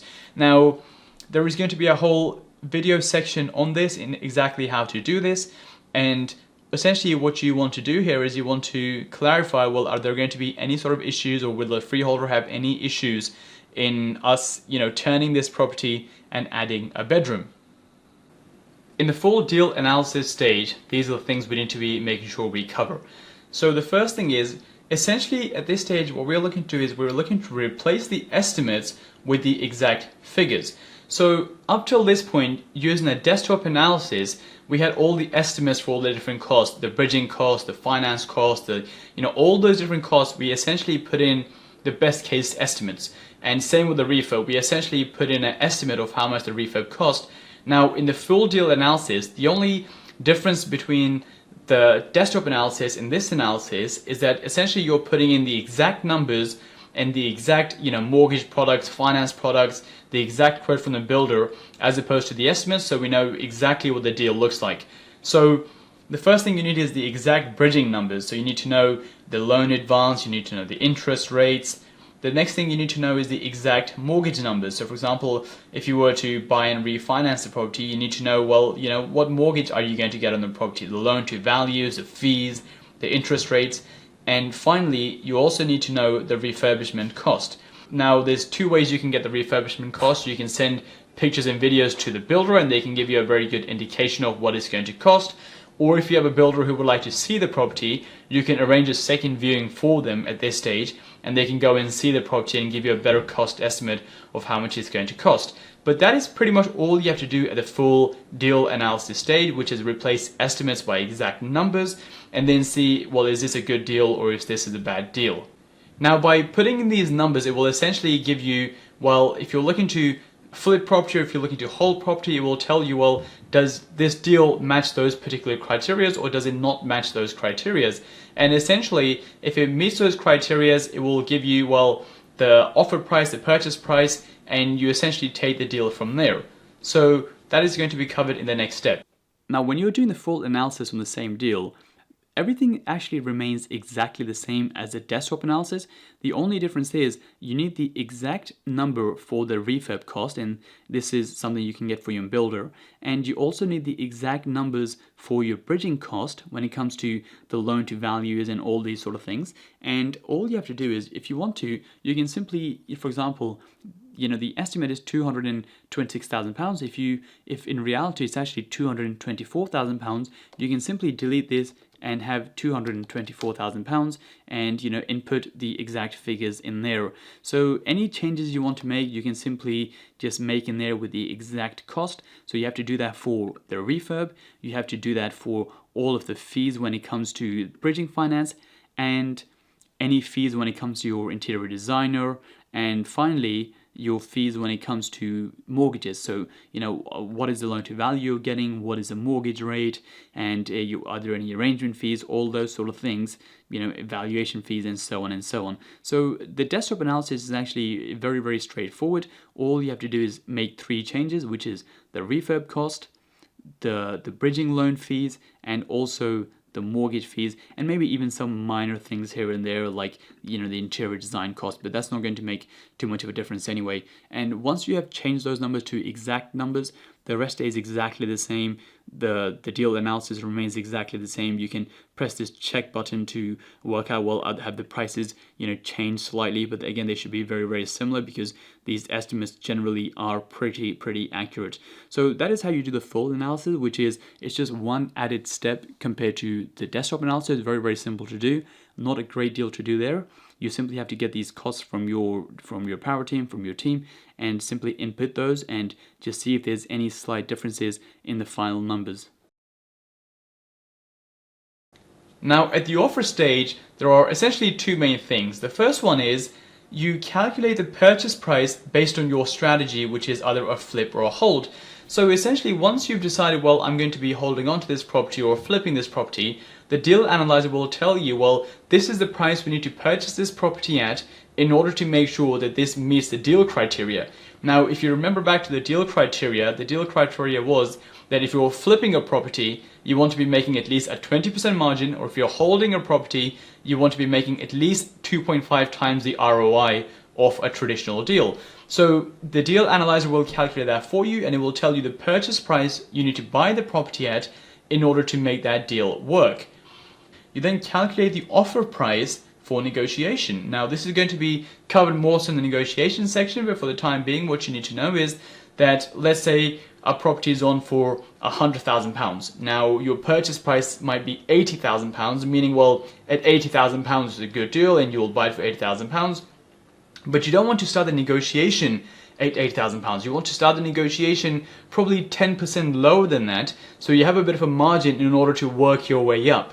So this is going to be covered a bit more in the negotiation section in terms of how to negotiate deals.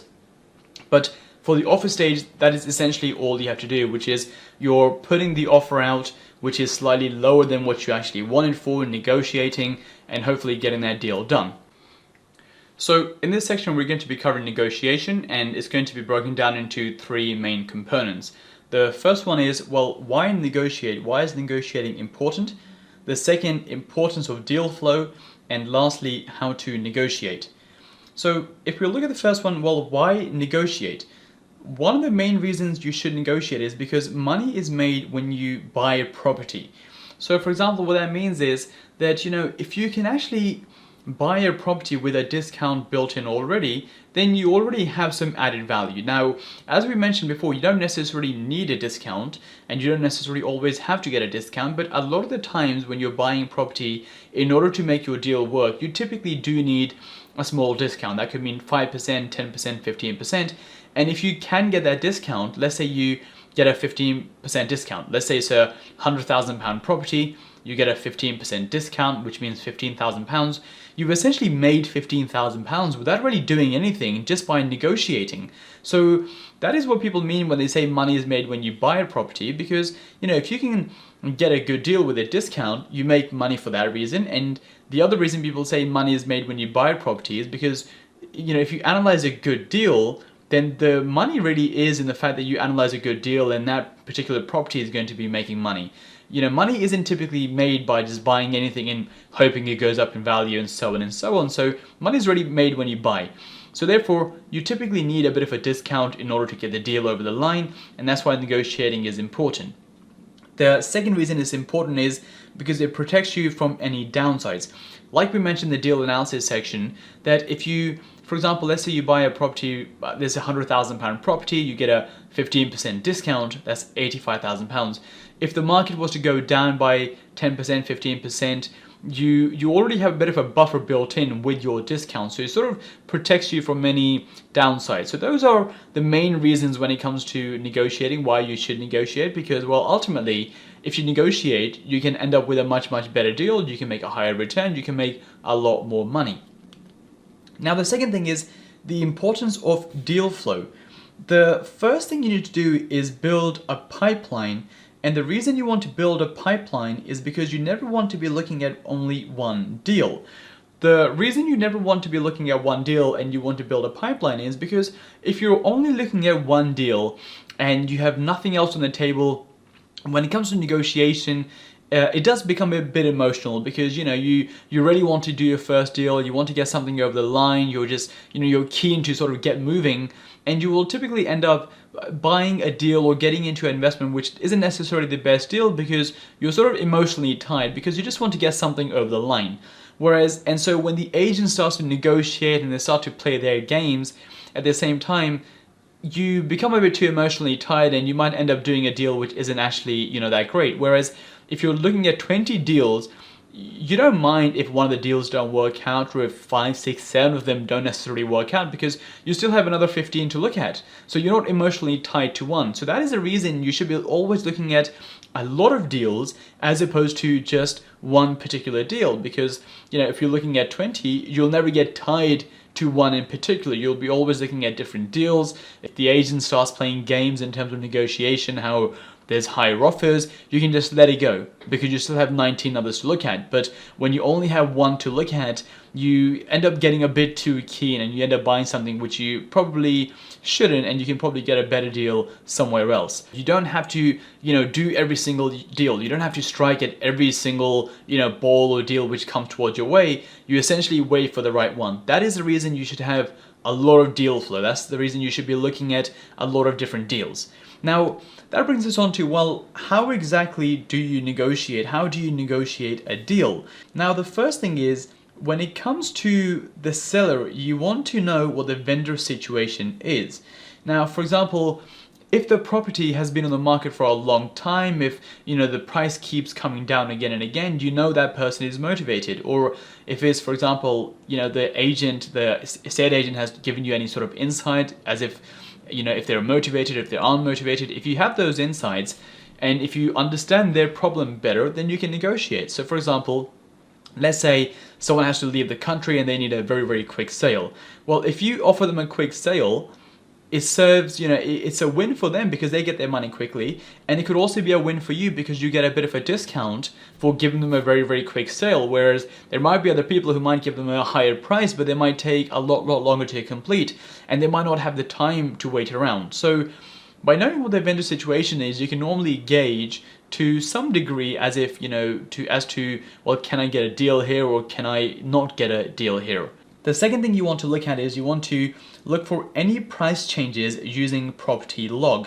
So the property log software will tell you if there's been any sort of drops within the price. So for example, if the price keeps dropping again and again and again, that will typically indicate that the person is motivated, they want a quick sale purely because, well, again, the price is dropping, and that person, you might be in a much better position to negotiate with them since, again, they might want a quick sale. So you're you're giving them what they want, which is a quick sale, and you're getting what you want, which is a slightly lower price for the convenience which you're giving them, which is a much faster sale. Another thing you can bring to the negotiation is you can highlight any sort of issues.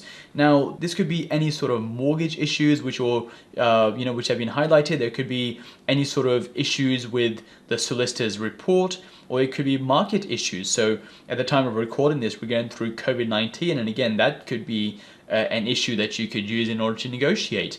So when you look at the solicitor report, as mentioned before, we had a property which had a right to buy restriction. And because this property had a restriction, the solicitor highlighted this restriction, and we were able to negotiate a price negotiate a discount, because with the restriction in place, that property isn't as desirable to lenders. And if it's not desirable to lenders, there's less lenders looking at that particular property. So because we knew of this issue and we highlighted this issue, we were actually able to get a discount because that issue was essentially in place. So by bringing up these issues, you have a valid reason for getting a discount. What you can't do is you can't just say, I'm looking to buy this property. I know it's on for £100,000, but I'll pay you 70. Like, there has to be some sort of reason for you to, ask for a discount. And these are some of the reasons, which is you could highlight any sort of issue. You could highlight a market issue like COVID-19, or, you could highlight, well, we might be going into a recession and therefore it's an investment for me. I want to be on the safe side. And again, that's a very, very valid reason for asking for a discount. Or it could be something, as simple as, you could say, well, I'm an investor. I'm going to buy this 2-bedroom house, turn into a 3-bedroom house. The agents, you've said to me that if I buy the 2-bedroom house, it's worth £100,000. If I turn into a 2-bedroom, it's only £150,000. But I'm an investor. I need to make a bit of money in the middle as well. Otherwise, there's no point. And for me to make any money, I need to buy it at £80,000. Otherwise, I can't make any money. You could even show them your numbers, and you can say, well, here are my calculations. And if you look at my calculations, I can't make any money at £100,000. I can make money at £80,000, £85,000. So I'm happy to pay that. The point I'm trying to make is, there has to be some sort of valid reason for negotiation. You have to give some sort of justification. It can't be, well, this is the number I've come up with, this is the number I'm going to pay.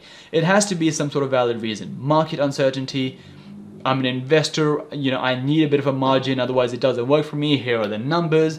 Or it could be any sort of issues highlighted by the solicitor. Now, another way you can negotiate is through the law of time investment. Now, what that means is, generally, as the deal goes on longer and longer and longer, people are more willing to, negotiate, and more willing to go back and forth when it comes to this type of stuff. If you call the agent and you've never seen the property and you say, well, it's on for 100, I'll buy it for 75, they might think, well, this person's not serious, they're not that interested. Whereas if you go and view it and you sort of take your time with it and, you come back and you analyze, maybe you email the agent for some comparables. Once you've sort of had a bit of a back and forth and everyone's a lot more invested in the deal, then you can ask for a discount and it will be much better received. And the analogy I always use is, let's say you're watching, a movie at your home on Netflix, on the TV, or however you're watching a movie on your phone. And now, if you're 10 minutes into the movie and you don't like the movie, what does everyone do? Everyone just turns the movie off, not interested. But now, let's say you're watching the same movie at the cinema. You're 10 minutes in. What happens then? Well, 99.9% of the time, people don't end up leaving. They end up just watching the whole movie. And whereas if they were at home, they would have just changed the channel. The reason you don't just leave the cinema is because you're invested. You've paid for the ticket, you've got ready, you've made a plan, you've driven, you've parked your car. You're sort of invested in the project a bit more. So in a similar way, if you're going to negotiate as far down the line as you can, as opposed to, in the first 5 minutes, because then everyone knows you're a lot more serious. You've sort of gone back and forth a few times. And the later you can leave it for negotiation, generally the easier, because everyone knows that you're serious and you're on the table and you want to get this done. So it will be much, much better received the longer you can leave it compared to earlier. Now, once you've seen the property, viewed the property, after a day or two, then you can just make the offer. I'm not saying drag it out for no reason, but it's better to leave it later than earlier. And the final point when it comes to negotiation, what you want to do is you don't want to buy into the agent's tactics. And this is why the deal flow is very, very important, because the agents, they will play their games. They will say, well, there's a lot of people interested. We've had a lot of offers. There's a lot of interest. You have to increase your offer. Or we have to know by this date. because essentially what they're trying to do is they're trying to build a picture that there's a lot of people after this property. It's a very, very good property, so on and so on, and they will do the best they can in order to rush you into an offer and get something accepted which is higher than you want to pay, by essentially by making it feel more scarce, i.e. this is the only property like this is the only one, there's loads of people after this. And it's funny because every time you make an offer on something, as soon as you make an offer, this property might have been on the market for 10 years. As soon as you make an offer on it, apparently everyone's made an offer on this. So don't worry too much about that. Don't buy into their games. Always stick to the numbers. That's what you have to do. Stick to the numbers. And the second thing you have to do is you have to make sure you have a lot of deal flow. Because if they start playing their games, which they will, because this is how this industry works, when they start to play their games and say, well, this is happening, there's too many offers, there's so much interest, you stick with your numbers, and if it doesn't go through, it doesn't go through. You simply move on to the next 19 or the next 20 or the next 25. Never be in a position where you're only looking at one deal, because when they start to play their games and start to build competition, then you become very, very emotional about the investment decision process, and that's something you don't want to do. You want to stick with the numbers at all time. So now, talking about numbers, how do you calculate the numbers when it comes to negotiation? So the first thing you want to do is, once you know what your purchase price is, so let's say the property is on the market for £100,000, the deal analyzer has told you at £90,000 this is going to be a good deal. So you don't want to be anywhere above £90,000. You want to be 90 and below. 90 is where the deal works for you. So the first thing you want to do is you want to start 10% lower than the offer price, than the purchase price. So you want to be, for example, if it's on for 100 and the deal analyzer says it's £90,000 is what you need to be for this to be a good deal, you want to start at least 10% lower than that. So you want to start, at least, so £100,000, £90,000 is what you want to pay. You want to start 10% lower, so you want to be at £81,000. The reason for that is because you want a bit of a gap so you can work your way up with the negotiations. Now, with the gaps, what you want to do is you want to increase your offers in increments. Increments which get smaller and smaller. What that means is, now, let's say, to keep the numbers very, very simple, let's say a property is on for £150,000. and you offer 100, and they say no. You say 110, they say no. You say 120, they say no. You say 130, they say no. Then everyone knows the next offer is going to be 140, because every single time all you're doing is just adding 10, 10, 10, 10, and it's very obvious what you're doing, which is you're trying a very, very low offer and just adding 10 every single time, and once you get to 130, they know the next one's 140 because you keep increasing in tens. But what you should do is you should actually increase by less every single time. So again, let's say it's on for 150 and you want to start from 100. You say 100, if they say no, next time you go 110, they say no. So now, because you increase your offer by 10,000, next time you want to increase by less than 10,000. So next time you might only increase by 7,000. So you say 100, no. 110, no. 117. Okay, so now you've increased by 7,000. Next time it has to be less than 7,000, so it might be 4,000. So you go 100, 110, 117, 121, 124. So what's happening is, because the offers are getting smaller and smaller and smaller every time, it subconsciously signals that you're sort of getting to your endpoint. Your offers are kind of like this. The gaps are getting smaller and smaller and smaller and smaller, and you're converging to your final price. But when you go 100, 110, 20, 30, 40, 50, because the gaps are exactly the same, it subconsciously says to the person, well, this person is going to keep increasing in tens, and he's going to keep increasing the offer by 10, 10, 10 every single time. So you want to make sure that your increments are getting smaller and smaller, and that is something which is going to be calculated by the deal analyzer system for you in the deal analyzer. So, and that is how you negotiate, which is you work out where you want to be, you start lower and you work your way up, and you always make sure you have a lot of deals that you're looking at, so you never get emotionally attached to one, and this way you can focus on the numbers alone and get the deal over the line at the price you want. Now, once the deal has been accepted, this is the process. Once the offer has been accepted and you're good to go and you've got your first deal over the line. So again, if we look at the funnel, it's very simple from there.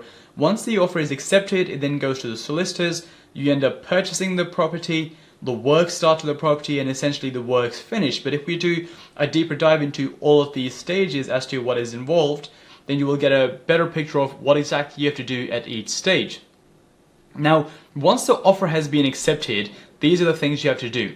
The first one is you have to inform the builder. Once the offer is accepted, you will typically have about 6 weeks, 8 weeks until you get the keys to the property. That is how long the process normally takes. And so you can let the builder know that within about 6 weeks, within about 8 weeks, you will have the keys to the property, you want to do the works. Now, it's very important you tell the builder in as much advance notice as you can, because that way the builder will sort of work out, well, I've got this work starting in 6 to 8 weeks, and he will make sure he has time for you. What you don't want to do is get the keys and then you're looking for a builder, because that might take a month, that might take a few weeks, could even take more than a month, and suddenly you're delaying the project, and if you're on bridging finance, it's costing you money while you're on that. So you want to make sure the builder's lined up, he's good to go, so as soon as you get the keys, he can start doing the works. The next thing you want to do is you want to inform the interior designer. Now, if you're using an interior designer, this is something you would do at this stage, because at that stage, the interior designer would start to come up with a scheme, the colors, and so on and so on. So again, by the time you get the keys, you know all the exact colors, you know where everything is going to go, because you can then take that plan and give it to the builder so he knows where the sockets are going to go, what color the paints are, so on and so on. So if you're using a designer, that is something you would do at that particular stage. The next thing you want to do is you want to inform your solicitor. Now, and this is something which is going to be done by the seller anyway, but it's something you can also do, which you can get in touch with your solicitor, say you've had an offer accepted, and they will sort of take the process from there. So there isn't a great deal you will have to do. They will let you know the information they require from you, and you essentially take it one step at a time as the solicitor makes progress with the project. And finally, you want to inform your broker. You want to let them know that the offer has been accepted. It's, you're going to be going through with this project. Now, once the property has been purchased, so essentially what that means is that your solicitor has done the conveyancing, you've exchanged on the property, you've completed on the property, and now you own this property now. Your name is on the title, or your company's name is on the title, you own the property. At this stage, there isn't a great deal to do. You essentially have to collect the keys from the seller, from the estate agent, whoever's sold you the property. You take the keys and you give them to your builder. This way your builder can start doing the works to the property and start making progress with the refurb. Now, once the refurbishment has started, once the builders are in there, you can start applying for building control. Now, there is going to be an in-depth video on how to apply for building control, but that it will be done at this particular stage to make sure you have, everything is done in accordance to building control, so there are no issues with the property. Now, the next stage is when the property refurbishment has been finished. Now, once it's been finished, there are 3 main things to do. The first one is you have to have a letting agent who can come and evaluate the property and possibly even manage it for you if this is something that you don't want to do yourself. So if you want to self-manage, you can essentially you can start the process yourself of letting this property out, and there's going to be an in-depth video on how to do that. Or you can get a letting agent in there who can essentially rent the property out for you and they can manage everything for you. But that will be done once the refurb has been finished, so they can see what the property looks like, they can take pictures, and so on and so on. The next thing you want to do is you want to take pictures of the property. Again, this will be typically done when the refurb is finished. If you're going to be doing staging and furnishing the property, the pictures will be done after that. And again, the reason you need pictures is if you were to let the property out yourself, of course, you will require pictures. But again, it's also good just to build up your portfolio of the projects you've done, because if you're going to do more projects in the future, it's always good to show people what you've done previously so they can get an idea of the type of projects that you do. And finally, you want to start the remortgage process. Now, with the remortgage process, essentially, once the refurb has been done and you've essentially owned the property for 6 months, now the refurb might be done within 2 months or 3 months, so you still have to wait a tiny bit. So you have to wait till the 6-month mark, and then we essentially start the remortgage process, and that will typically be done after the refurb, at some stage after the refurb, and we apply for the remortgage so we can pull a lot of our funds back and essentially use our money for the future projects.